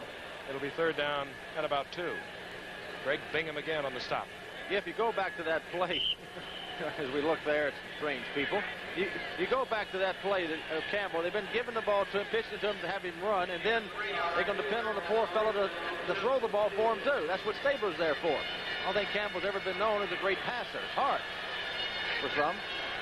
There he is with Tim Wilson. They're very close. Wilson, of course, provides much of the blocking for Campbell. Hard to believe these Oilers in the last 2 years have got rid of Kenny King to Oakland, and Rob Carpenter is doing a super job with the Giants now. Frank Pollard, line of scrimmage. He might even lose a yard. It'll be 4th down. Not a cosmetic piece of beauty tonight, particularly on the part of the Oilers. They've had opportunities, and in each instance, the turnover has hurt them. Colquitt on to punt for the Steelers. Deeper, Roaches, and Tullis. We can hark back to our opening of the show tonight where Stable was talking about the problems of the Oilers. Inconsistency, he said, and we'll watch that tonight. Colquitt looking for the corner once again, and this time hustling down there was the rookie Anthony Washington from Fresno State, and he'll kill it at the 1-yard line. 48-yard effort, and a flag is down. Yep, somebody probably left too early. And but a costly error. This one will be punted over. That is a costly error. Yep. Based on tonight's performance, you really couldn't expect Houston to do much but give up some points on a show like that. Would start off on their own 2. They'll back it up. Chuck Noll has what a frustrating year it's been for Noll. Got off to a terrible start. Let's hear the call now from Fred Silva. Number 50 on the kicking team, illegally downfield on the punt. David Little, the rookie from Florida, busy tonight. You know, Giff, it's been a frustrating year for a lot of teams that are supposed to be real good. San Diego yesterday getting beat by the Bears. Who would have ever thought that? New Orleans beating Cincinnati. A lot of strange things happening in the first half of the season. 4th down. Colquitt once again. Looks for the same corner. This time he really bombs one in and out of the end zone.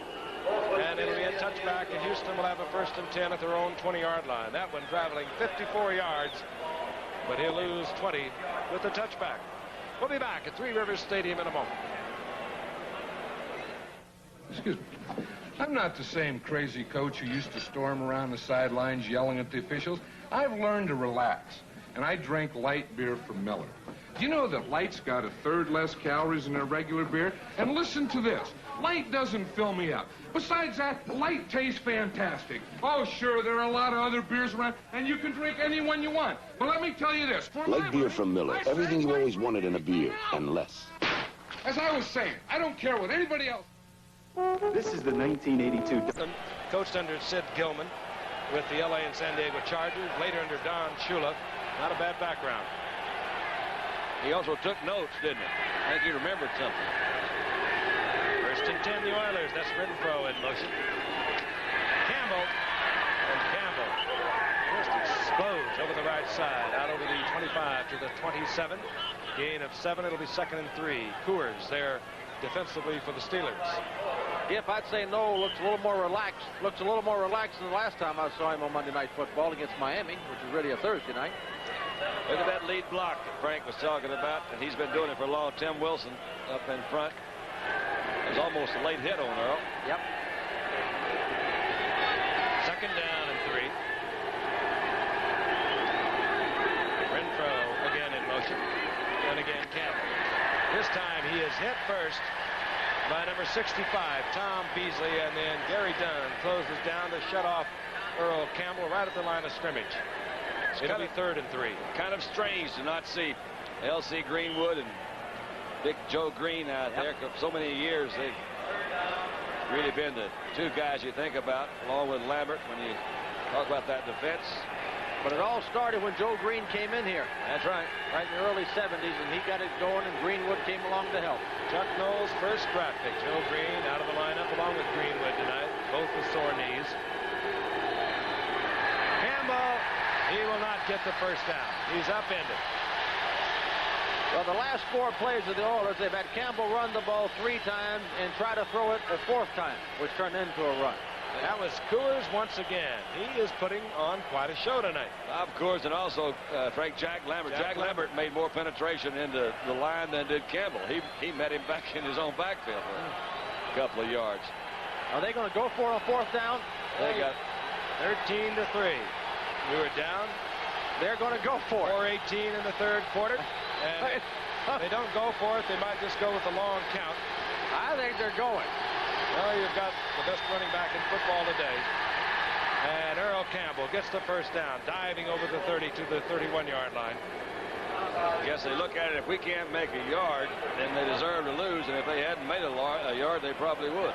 And they may anyway. But, you know, the thing about the game, Pittsburgh is dominated, but, you know, Houston's not out of it. 13-3 is nothing at this time of the game. A few plays, and they've got the lead. And they have one man out there that can strike so quickly, and that is Kenny Burrow. We have not heard that much from him tonight. Has great speed. He only caught 18 this year, but 5 of those were for touchdowns. So Houston can strike. Sabler, Renfro, complete first down. J.T. Thomas was there, but that was a perfect shot. And again, he had man-on-man coverage out there. Here's Renfro. You'll see him with the man-on-man. If you have man-on-man, you ought to be able to beat him, and he does. Stabler delivers the ball.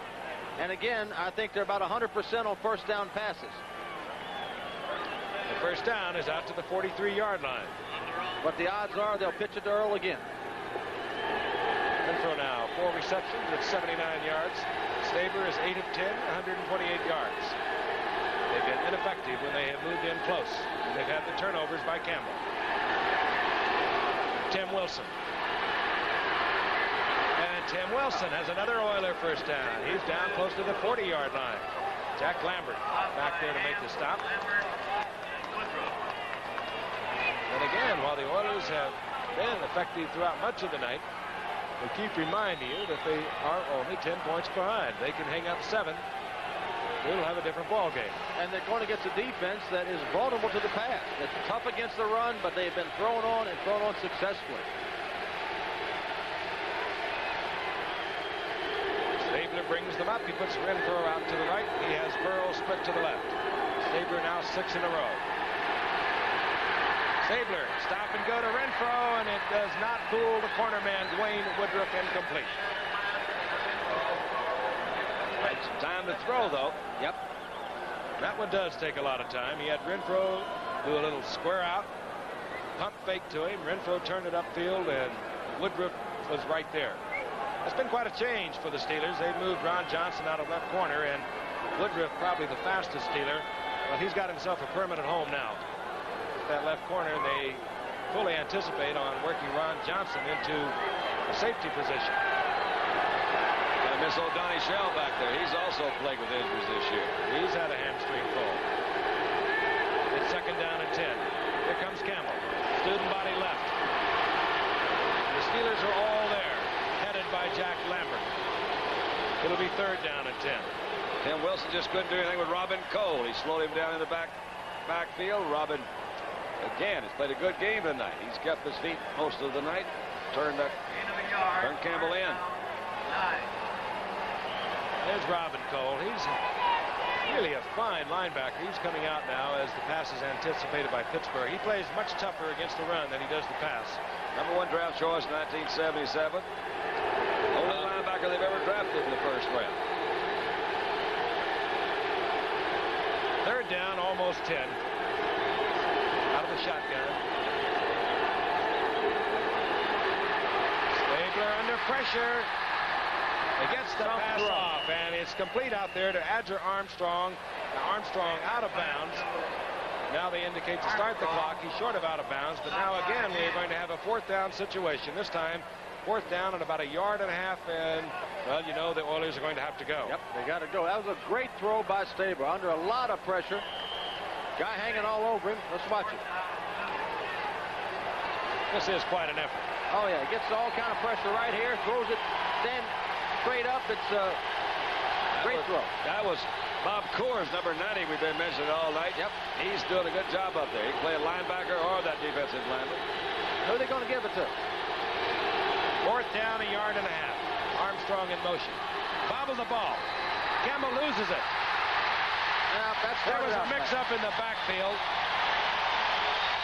Campbell never did have possession of it. Kenny, I think, lost it coming out under center, didn't he? Yeah, he did lose it coming out from the center. He was bobbling, gave it to Campbell, and he was bobbling. In any event, the Steelers have turned the Oilers back once again. We'll be right back. A yard and a half to go. It looked as though Kenny Stabler had trouble moving away from the center. There you see him bobble it. And now, here's Campbell. He has it on his hip, compounding the error. And they are short of the first down, and the Steelers have the football, their own 39-yard line. Just a few seconds remaining in the third quarter. The Steelers remain on top, 13-3. Reverse, flea flicker, and it fools no one. Bradshaw finally gets the ball upfield, incomplete. Stemrick is covering Stallworth. It'll be second down and 10. Next Monday night, we'll be traveling out to Denver, and the snow is in the mountain. They got a lot of snow out there already. It's always fun to visit Denver, and we're going to watch your old teammates, friends. And they were going pretty good until yesterday, but they can move the ball and they can throw it. Kramer's having a great year, but so are the Broncos. Great defense, #1 defense in football. It'll be a good match. The elder statesman of all pro football, Craig Morton, of course, and Danny Reeves has done a fine job out there in his first year. Second down and 10. Franco Harris battling through some Houston Oilers before Greg Bingham levels him at the line of scrimmage. That is the end of the third quarter. We're watching another exclusive of ABC Sports, 13-3. The Steelers over the Oilers will return for the fourth quarter. Right now, this message from our local station. For first place in the Central Division. The loser will be tied for last. We'll have highlights and a recap right after the game. Join me, Don Cannon, Paul Long, Joe DiNardo, and Stan Savran for the late report of Action News.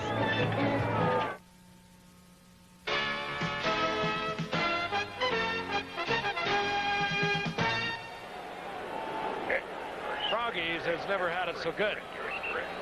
And the Steeler fans, the game sold out. They've flocked there tonight, as they do in so many places around the Pittsburgh area. They've had tremendous success over the past decade, the Steeler team, and now they really are, quite frankly, struggling to put it back together again. A lot of the older players maybe have reached that age. Bradshaw on 3rd and 9. We begin the fourth quarter. Going to Stallworth, and Stallworth can't hold on. Ball was right on target, but Stallworth collided there. The man who hit him, number 37. Greg Stemrick was in there, along with Mike Reinfeldt. You'll see Mike Reinfeldt come in at the top of your screen, and Stallworth really had no chance to hold on to this ball. Reinfeldt got right in there, shook him loose from the ball. Good effort by Reinfeldt. And we see the Pittsburgh Steeler punter. They were really moving the ball in the first half, were the Steelers offensively. They now have had their problems. But the Houston Oilers can't not answer with any offense of their own. Colquitt coaches and Tullis are deep. He wanted to run. He wanted to run. The flag is down.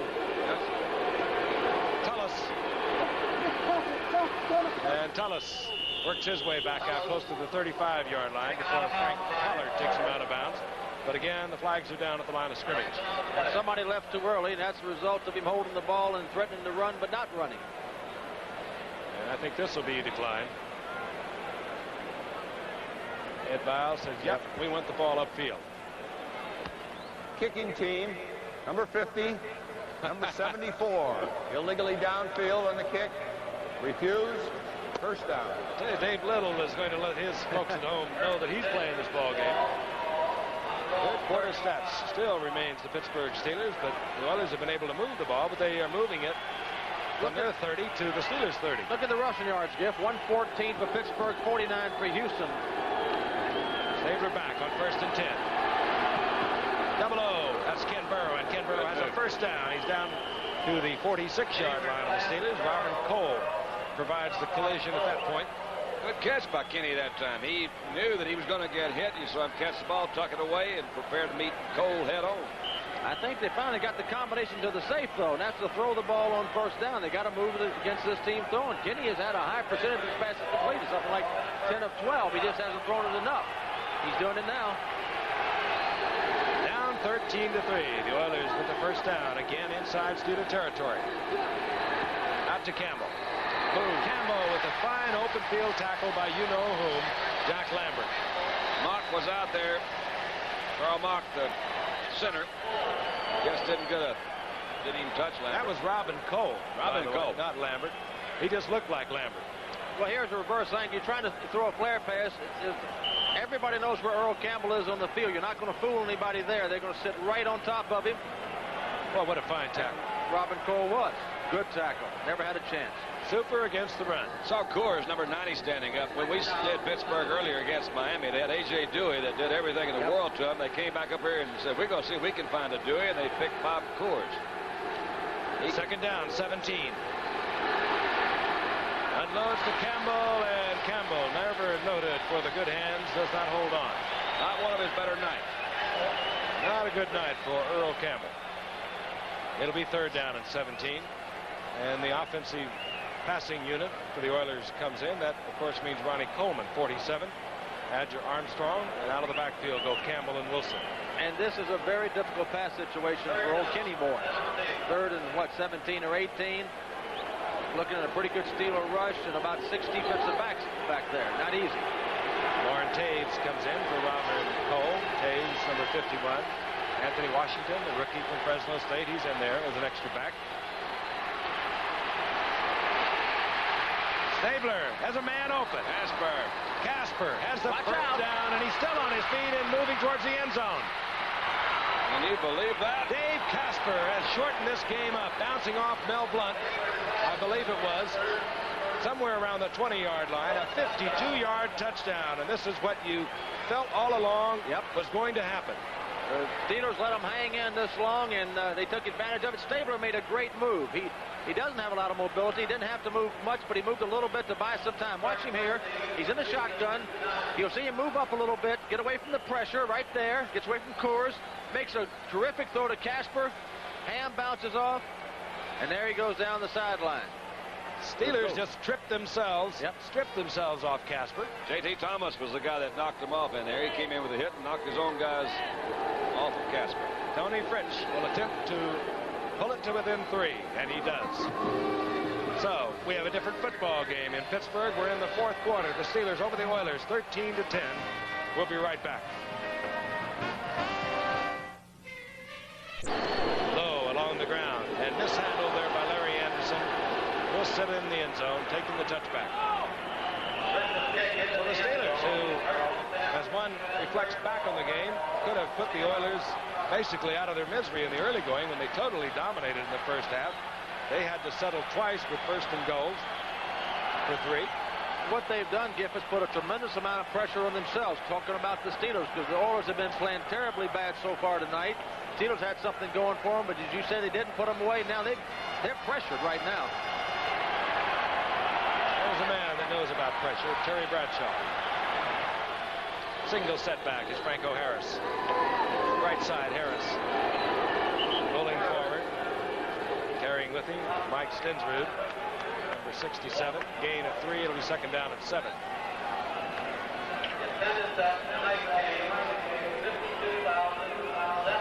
Many times a play like the last one the Casper Stabler pulled off will pick their defense up and make them play a little bit harder, a little more intensely. Let's see if it really does that for them.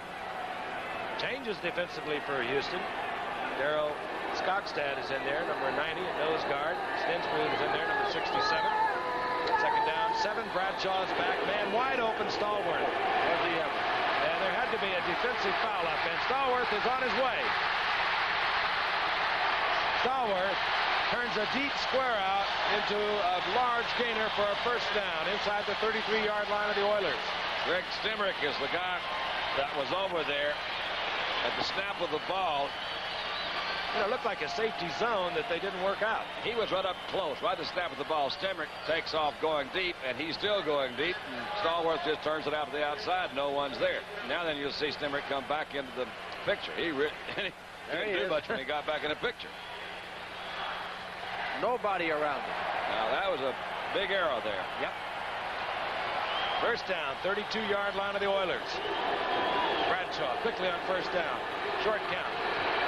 Has the time. Goes deep into the end zone, and a pass that could have been intercepted. Again, it was intended for Stallworth, and Mike Reinfeldt had it in his sights all the way. Terry was confused with the coverage there. He didn't really know where he wanted to go with the football, and finally just threw it out. But did you see how much time that line had given him? Webster, Corson, Wolfley, Penny for Kolb on the left side, Larry Brown.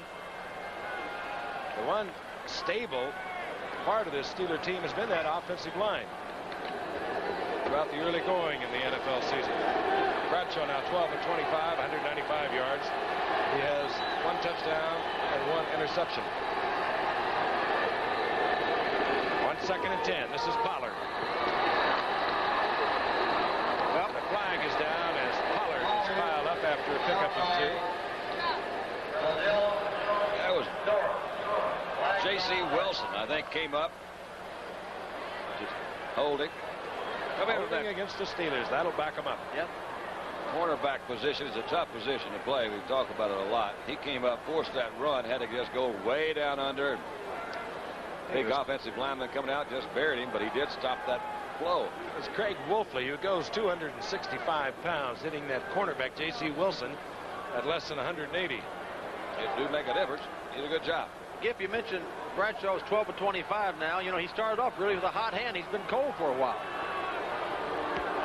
Offense, number 89, holding. Benny Cunningham, the tight end on the right side, who has not a reception tonight. And he came into tonight's game with his best season ever underway. Yeah, they've been really pleased with him. That's allowed. They used to bring in the 3 wide receivers, but Benny, that's such a good year. They've been able to just keep him in there. And, of course, they're blocking. 2nd down and 20. They've got some mess up in coverage here. They have to call timeout, I imagine. I think there's an injured player who is for sure. But they were lined up in their defensive deployment. That might be J.C. Wilson over there, too. It could well be. That's his position.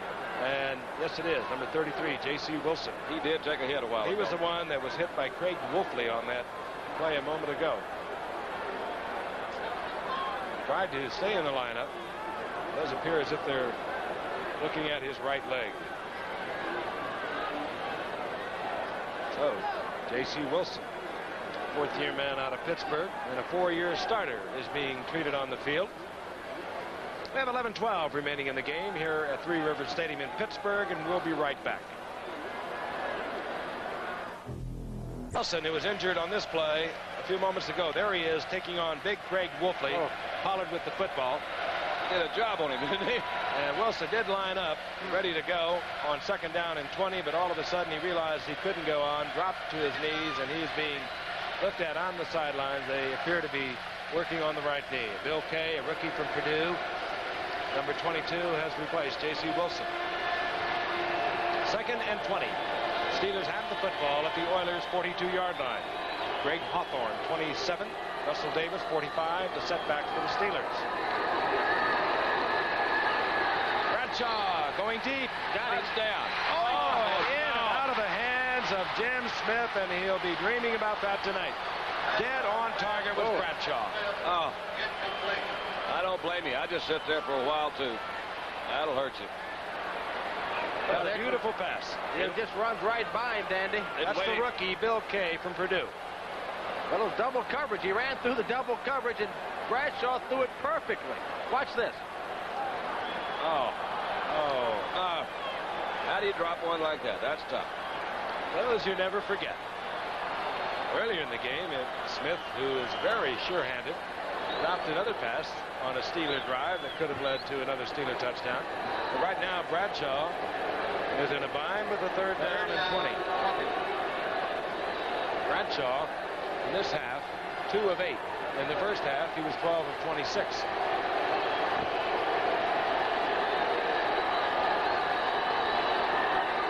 Calvin Sweeney, top of your screen.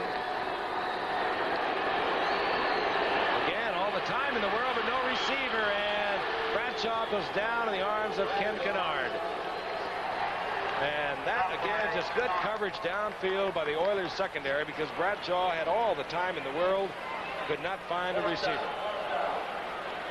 They started. Steelers offense sputters again. Started 1st and 10 and lost 25 yards in the next 3 downs. Well, they had a big play to start the drive off, and then they did sputter. And of course, what helped the sputter was a drop pass that would have been a touchdown. Everybody said, what a nice drive. Brave Colquitt kicking well tonight.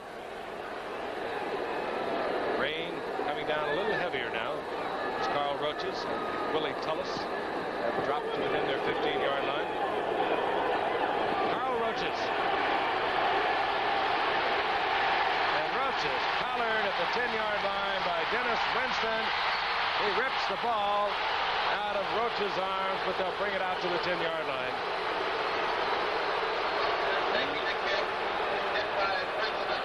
Like Dirt Winston's hurt a little bit there, too. So the Oilers, down by 3, in deep trouble at their own 10-yard line, 1st and 10. The panic if you're Carl Roaches. He's 5'8", 165 pounds, and here he's in the arms of Dirt Winston.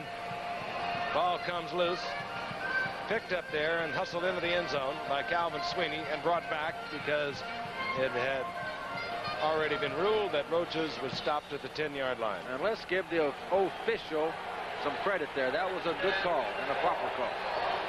Ken Stabler, when he comes into the huddle, it always looks as though it's going to be his last time ever. I think he lives for today, not for tomorrow. Something like that. That's had a lot of personal pressure. All the rumors and innuendos that have surrounded Stabler throughout the year. On 1st down and 10. Campbell works his way out for a 3-yard pickup. Getting close to the 13-yard line. It'll be 2nd down and 7. Campbell now 53 very difficult yards on 20 carries. Steelers always play Campbell tough. I guess that's just certain key matchups that these two teams have, because you're right, he just doesn't seem to ever get it uncorked here. Nobody runs too well against the Steelers over the years, though. I'll tell you, when you're trying to overcome a 3-point deficit, it's nice to have an Earl Campbell. Yep. Because every series can be 4 downs. Robin Cole again. Oh, with they got a Gary flag. Dunn moving out, and a flag is down. That's a help for the Oilers. Late hit. Leon Gray, number 74, the big offensive tackle, is directing traffic out there. I think they called it against Lambert.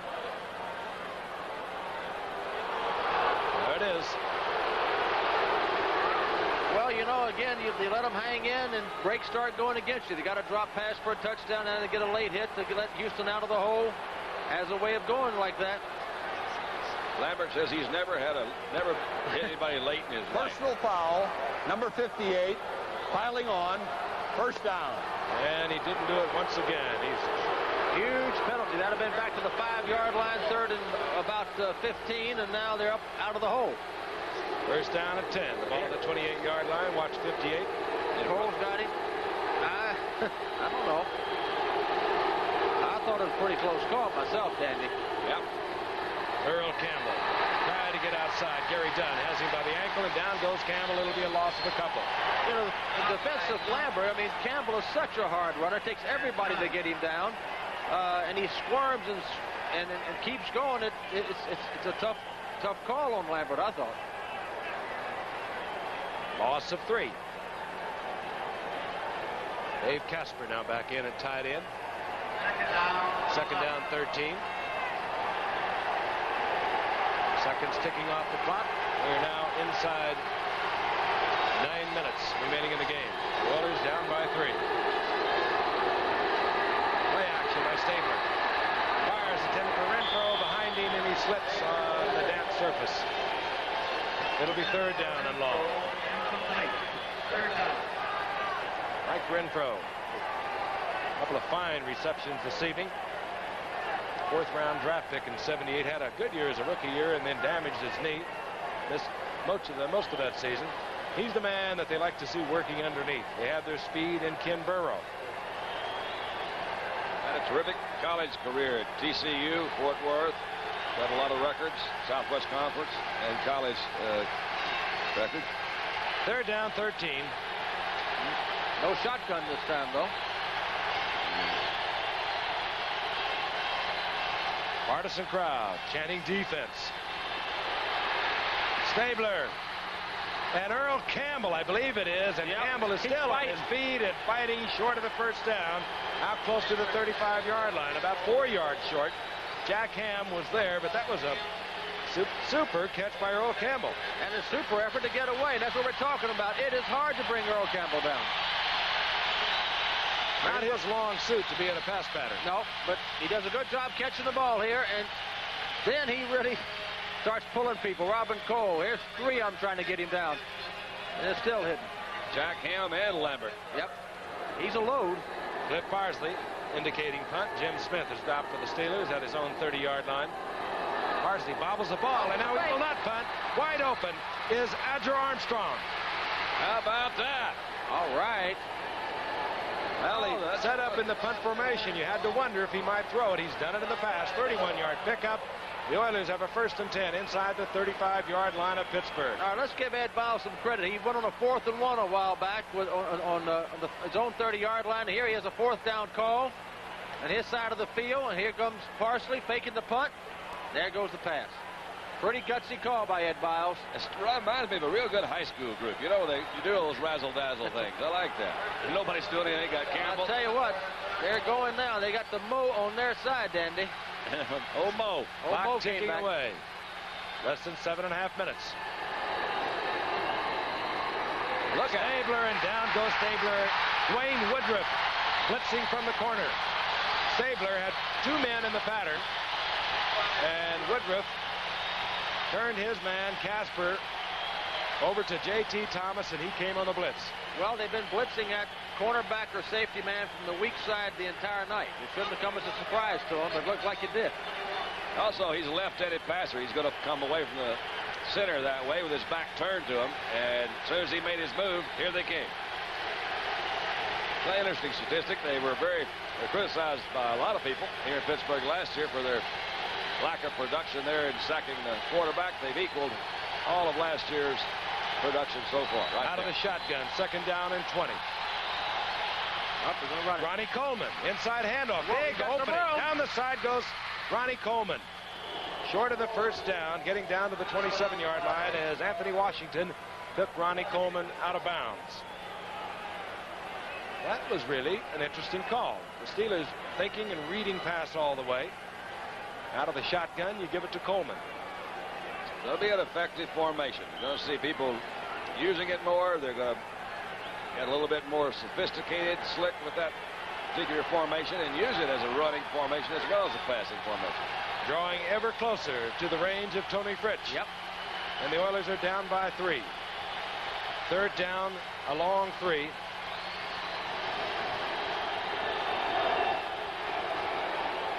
Ronnie Coleman bounces into Jack Ham, surges forward, short of the 1st down, but a good effort.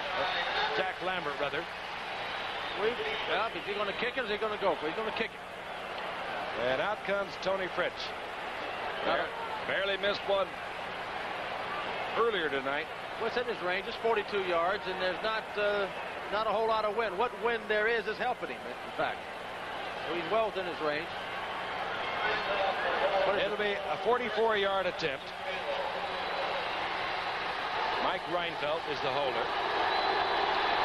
David Carter does the snapping.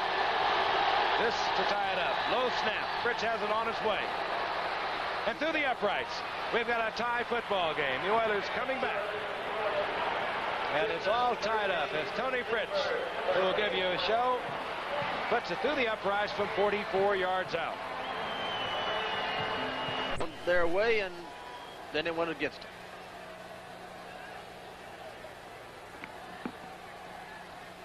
Fritsch bangs it. Hangs it up, and this will be Larry Anderson. And Anderson out over the 30-yard line, carrying Mike Holston with him, and the Pittsburgh Steelers will move their offensive unit out onto the field.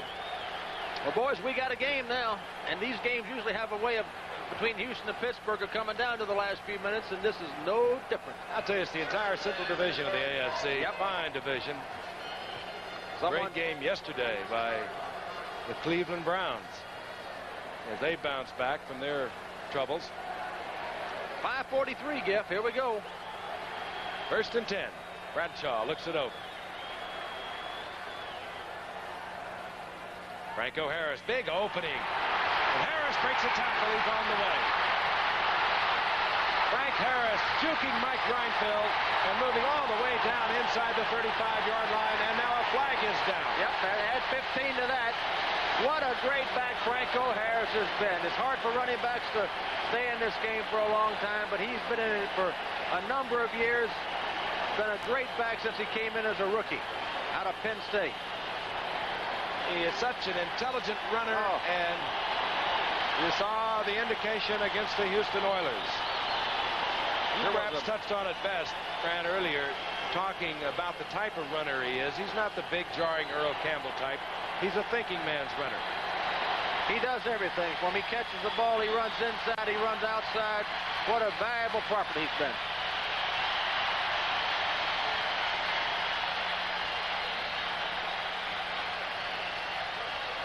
Personal foul, and we do not get the indication as to who was responsible for it.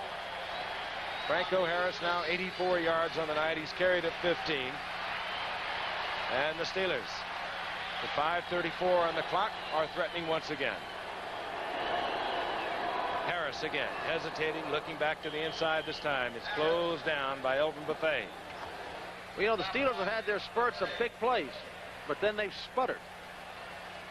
Let's take a look at Franco Harris. Just designed to come inside. He does bring it inside, then breaks it to the outside.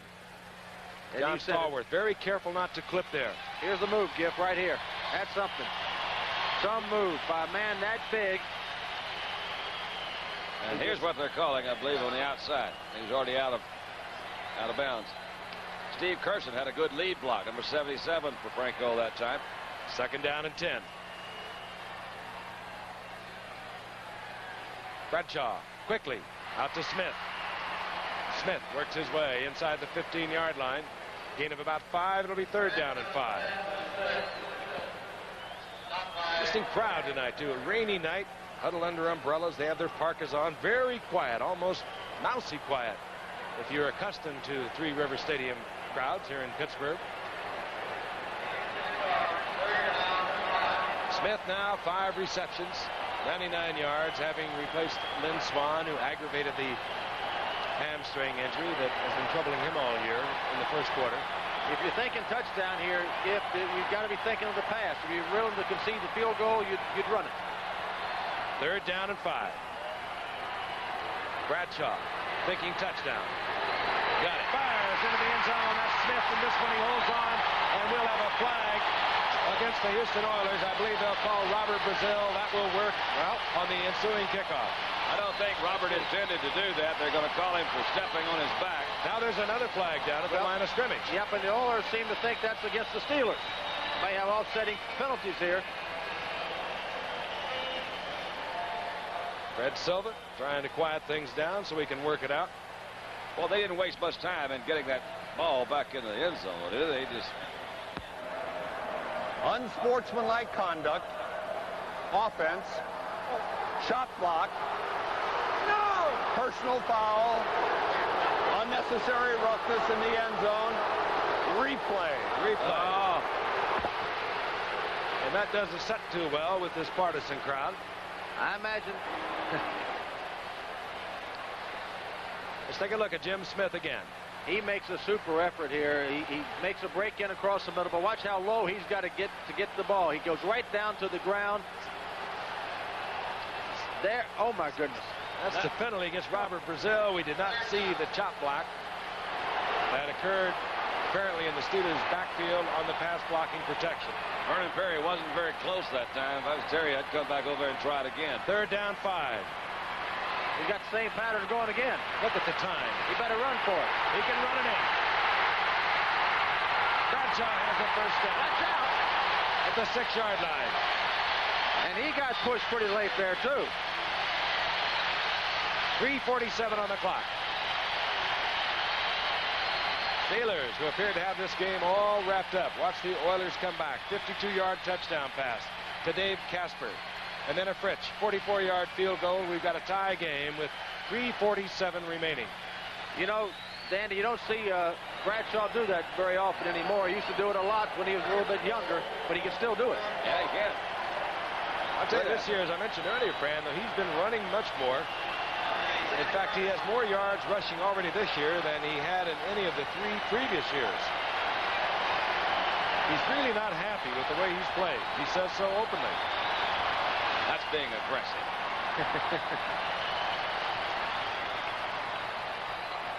Bradshaw back on first down. Yes. Drills it into the corner. Down to Stallworth. And how quickly the Steelers have struck back. Third time is a charm. He had one pass dropped for a pure touchdown, another one called back to Jim Smith, and finally he got it into Stallworth. Good pattern there by Stallworth. Nothing really fancy. Get over the goal line, turn around, and the ball's right on time. John Stallworth. What a combination of receivers the Steelers have. But Giff, think about the 3 players that made that possible. Franco Harris's run, Stallworth's catch, and Bradshaw's throw. They've been around a long time doing the same thing. They went 69 yards in 5 plays. Franco Harris with 35 brilliant yards, and the conversion is missed. How about this?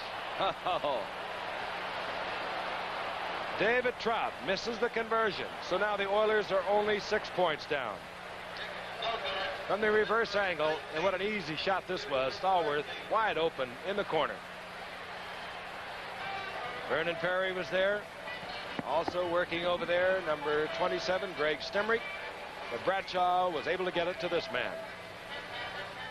Here's two good friends. Beautiful. Things are actually better than that, or should be better than that, I should say. Bradshaw having a fine night. Lost a touchdown pass right in the hands of Jim Smith earlier. Another pass dropped by Smith earlier in the game. Some kind of character he showed, Gift, to come back after that adversity and get that 3rd time in there. Really something. Trout hangs it high for Tullis at the 2-yard line. He's got some room over there. And the flag is down as Tullis steps out of bounds near the 25-yard line. You've got a 30 on the clock as Kenny Stabler brings the Oilers out onto the field. And preliminary indication against the Houston Oilers.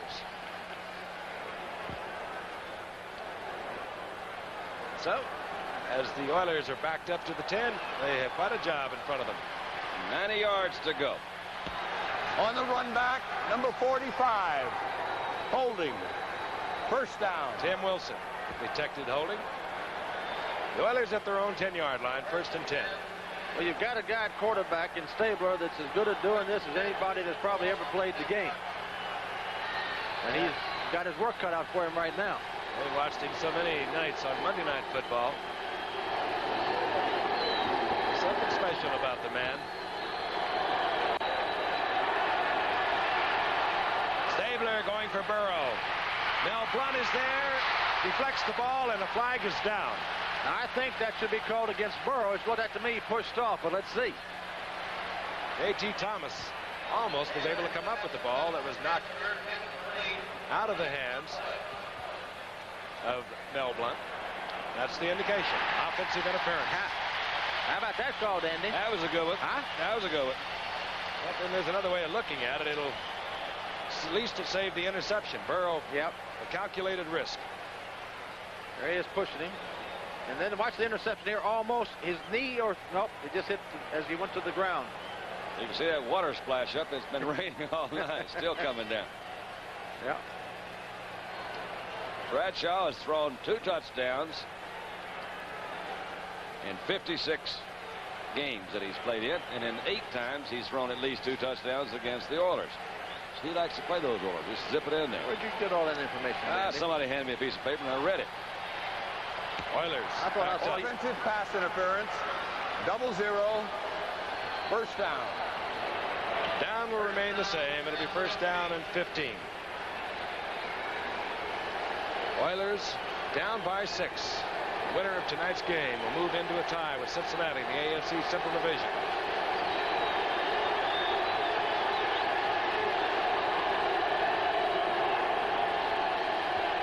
Watch out. Earl Campbell. And Campbell gives Kenny Stabler breathing room as he moves out to the original line of scrimmage, where it'll be second down and 10. Jack Lambert defensively there for Pittsburgh. And from Pittsburgh, we will travel to Denver next Monday night. Watch the Denver Broncos, a rejuvenated Denver Broncos against the Minnesota Vikings, although they did get their lumps yesterday, the Broncos from Buffalo. Well, they got a new owner, Edgar Kaiser, a new general manager, Grady Alderman, the original Viking, a new head coach, Dan Reeves, and they're doing just fine. The same old quarterback, Craig Morton. And they're doing good. And he's doing fine. On 2nd and 10. Stabler, Gasper, and he doesn't hold on. He had the first down. Jack Ham, right in his face, however. So it'll be 3rd down. He's beat up a little bit. See him limping. He went out earlier, kind of strained neck. Then on his touchdown, for some way, he either can't tell what he hurt. He's got a hitch in his get-along. I know that. I tell you, he's some kind of tough, isn't he? He really is. That Buffalo-Denver game had to be a good one. You know, that was 9-7. Buffalo won it right to last. And reading about the game, that must have been terrifically well-played defensive game. That's going to be a good matchup next Monday night. I'm looking forward to it. Rain now coming down heavily. 3rd down and 10. Oilers from their own 10 out of the shotgun. Stabler. Gone. Picked off. Dwayne Woodruff. Brother Ron Johnson. Ron Johnson stepped right in front of the intended receiver. Turn out the lights. The party's over. Now they say that all good things must end. Oilers' 3rd turnover. The first interception, however. And it was Ron Johnson who comes in and plays that left corner on pass defense. And Woodruff goes back to the safety position. Interesting snap, by the way. Snap. I don't think it might have had a little something to do with it. Didn't have his eye downfield as long as he ordinarily would. Right in front of Adger Armstrong steps Ron Johnson. And now the Steelers are threatening once again. As Ed Fisher, number 60, made the tackle. Ball inside the 12-yard line.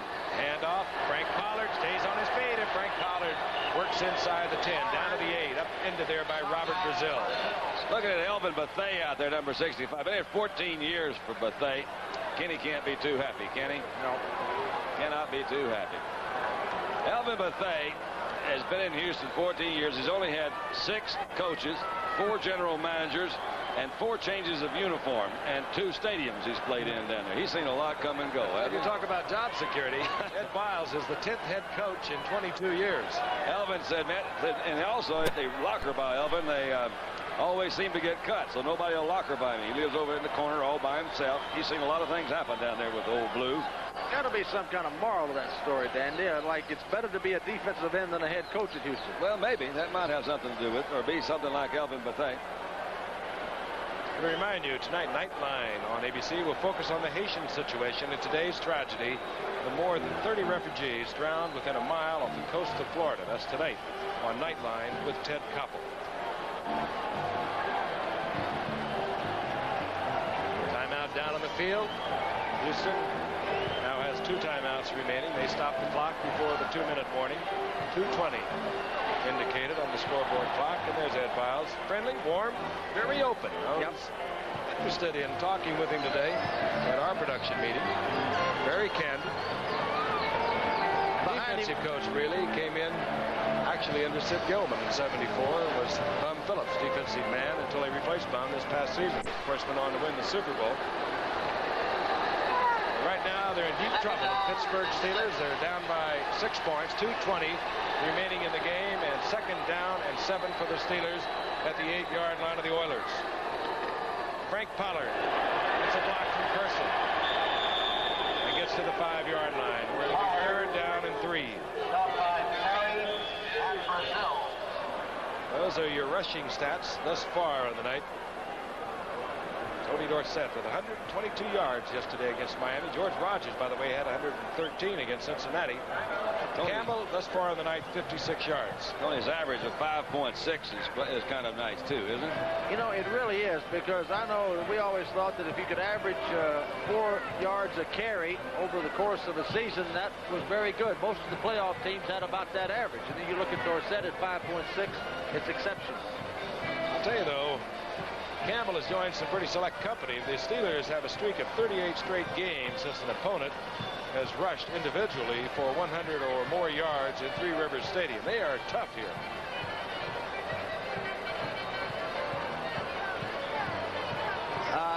Danny, this telecast is presented by the authority of the National Football Is that League. right? Yeah, and it is intended for the private use of our audience. Not public. No. Private use. Well, then any rebroadcast or other use of this telecast without the express written consent of the National Football League, I guess, would be prohibited. Yeah, you're right. Absolutely. Okay. Well, I hope everybody pays attention to that. I hope everybody got that. Yeah, they did, I'm sure. All the way from Hayhara to Walla Walla.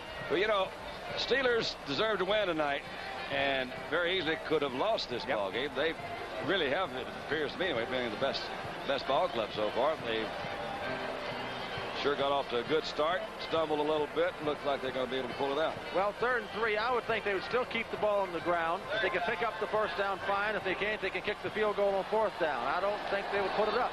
3rd down and 3. The Steelers can get a first down inside their Oilers' 3-yard line.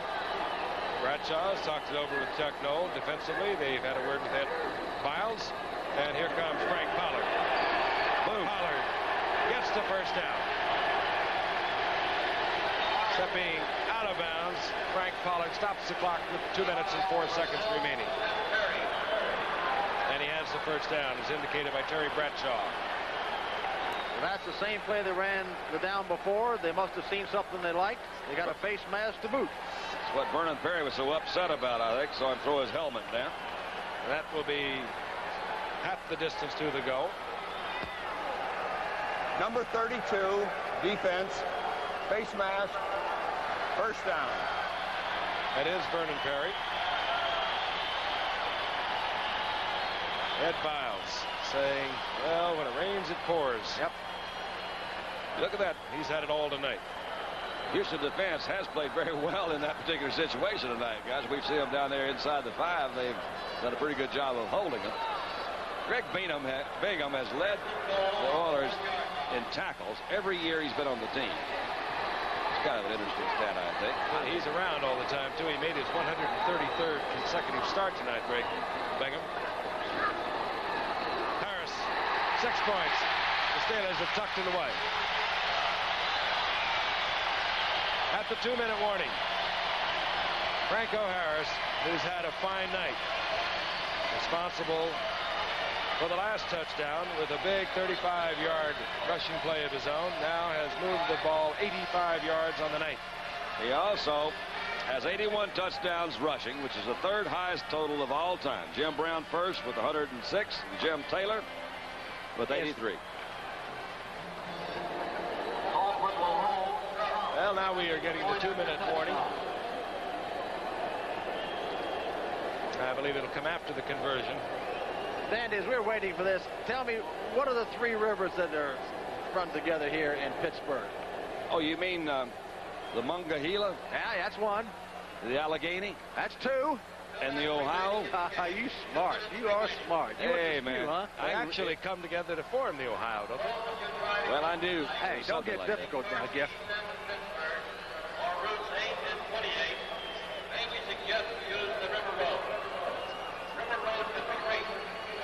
Well, the discussion still is going on, and I believe what we are having right now is a 2-minute warning. We want to tell you this ABC Sports exclusive has been brought to you by Datsun, who invites you to see all the exciting new 1982 Datsun cars and trucks at your Datsun dealer today, and by Lowenbrow. When you want the taste of a truly great beer, there's really only one. Tonight, let it be Lowenbrow. So the Steelers next week take on a red-hot San Francisco 49er team. They'll meet them right here. And I'm sure the one thing Chuck Knoll has observed tonight is the fine play of a couple of youngsters, Bob Coors, number 90, and John Goodman, number 95, filling in Coors for Banaszak, Goodman for Joe Green. Now we're set to go with the conversion attempt. David Trout missed his last effort. Not so this one. So Trout puts it to the uprights. The Steelers over the Oilers 26-13, and they got to be a little happy down at Froggy's, where Bill Hillgrove is there. Like I said before, these Steeler fans just don't have enough fun. They're not boisterous enough. Gary, Linda, was there ever any doubt? Absolutely. It's the greatest to see the Steelers come back in a game like this. I mean, this is what everybody's been waiting for. All right, we took a poll. A couple of these people actually gave their tickets away so they could stay here at Froggy's and stay relatively dry in a manner of speaking. Frank, now back to you. All right, Bill. They're having fun on the outside. Actually, not a bad place to watch tonight's game. It has been wet. The field is soaked. You've seen the puddles with the players sliding around here on the artificial surface at Three Rivers Stadium. Relatively dry. That's all those folks were, relatively dry. Trout set to kick off. Roaches is deep along with Willie Tussin. What do you mean by that, Dandy? I got a little tidbit. The Steelers are now 33-4. 33 wins, 4 losses at home versus AFC Central Division teams. That's not bad. But 3 of those 4 losses were against the Oilers. Yeah, that's not bad either. No. Trout really hammers this one. It takes Roaches back to the back of the end zone, and the ball goes out of the end zone, touchback. One of the things they have liked about this youngster from Pittsburgh. And a reminder, Denver next Monday night. Minnesota Vikings and the Denver Broncos out in Rocky Mountain country where the snow is already making the skiers out in that area smile. Sure is pretty when that snow comes in out there. That's nice. You got a team that's either leading the NFC in offense or close to it against the team that's leading the NFL in defense. That, they say, is a classic matchup, Andy. I've heard of that before. You guys go out there and tell me about it. Okay? Yeah. Might be at Froggy's next week, huh? Oilers on 1st and 10. They're down by 13 points. Stabler fires over the middle, complete to Mike Renfro, who tries to get the ball to Armstrong. They're saying nothing doing. I believe that was Casper in there. Big old Casper in the middle, Frank. You know, that's the type of play last year in Minnesota's miracle win over Cleveland. They threw a ball to Sensor. He lateral to Ted Brown like that. He got it down in position, and Kramer threw the second Hail Mary pass to Rashad for the touchdown that beat him with 21 seconds left. We saw Casper limping off the field. We told you earlier he was shaken up early in the game, came back, and now he's limped off once again. Down goes Stabler. Number 65, Tom Beasley. 3rd sack of the night on Stabler. Well, that's awfully tough. And you got 3 guys that are rushing him. And he didn't have much time to handle it that time. That was Leon Gray is working on. Supposedly their best lineman. Smartest thing Stabler's doing now is not calling timeout. Well, he only has one. 3rd down and 12. Stabler. The man open. It was Burrow, and off the target, incomplete, stopping the clock with 1:21. The standings after tonight's game in the AFC Central Division. Cincinnati and Pittsburgh are all locked up, but you have a feeling that this division is going to change over and over. Yep. Cleveland back on stride. Bouts for brother Brian Sight with a big game again yesterday. He really did have a big game. 30 of 41, over 400 yards. Somebody suggested this morning, Giff, that maybe 8-8 might win this division. 9-7 would be comfortable, I would think. I would think you're right.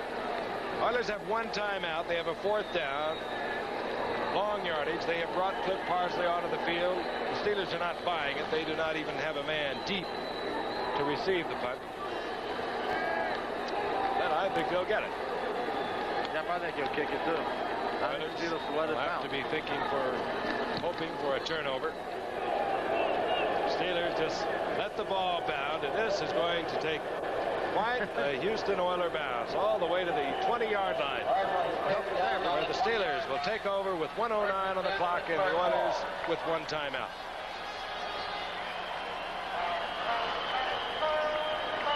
Seesaw division, the Central Division of the AFC. For this man who is really in a rebuilding stage, if you will, with the Steelers, he has to be happy about some things tonight, unhappy about others. The Steelers, you could not say, were a model of consistency, but he got good play out of youngsters. Bob Coors and John Goodman. Over in the left side, Joe Green is in his 13th season. L.C. Greenwood in his 13th. Neither one able to start tonight. This is not your hurry-up offense.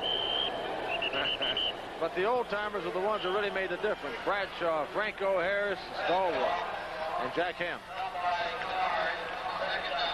Clock stopped now with 1:04. The executive producer of ABC Sports is Brun Arledge. ABC's NFL Monday Night Football produced by Bob Goodrich. And again, filling in for Chester Forty, Craig Janoff providing some fine work tonight. Technical director Joe Chavo. Our associate director Bob Rossberger. Technical manager Coach Coltrane. Unit manager Dennis Zabo. Assistants to the producer Robbie Cowan and John McGinnis. Others assisting Joan Champy, Patty Ryan, and Sal Johnson, and our usual cast of gifted technicians. Our stat and research man tonight, Mike Swanson. Our spotter from Hall of Fame town, Canton, Ohio, right up the road, Steve Bazika. Hi-ho, Steve Areno. Who has more relatives, as I mentioned before, than anyone I have ever met. I don't think he's kin to all those people, tell you. No, I think he's just looking for a free lunch at their house. Hadn't invited me over to any either. Did you, Dandy? No. Rushing yards for the night. You don't see Earl come in third too often, do you? No, you don't. Bradshaw dropping down once again. This time the clock will continue to tick. One more drop to the knee by Bradshaw, and this one can be history.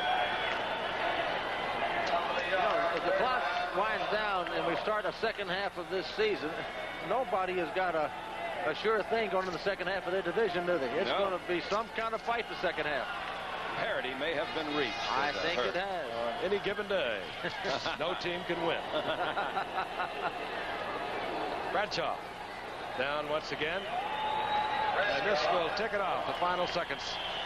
The Oilers cannot stop the clock. A disappointing night for Earl Campbell. 2 turnovers on his own. Quite frankly, just really no place to run. Nope. The Steelers will win at 26-13. As the final seconds are being ticked off, they have moved into a tie with the Cincinnati Bengals of the AFC.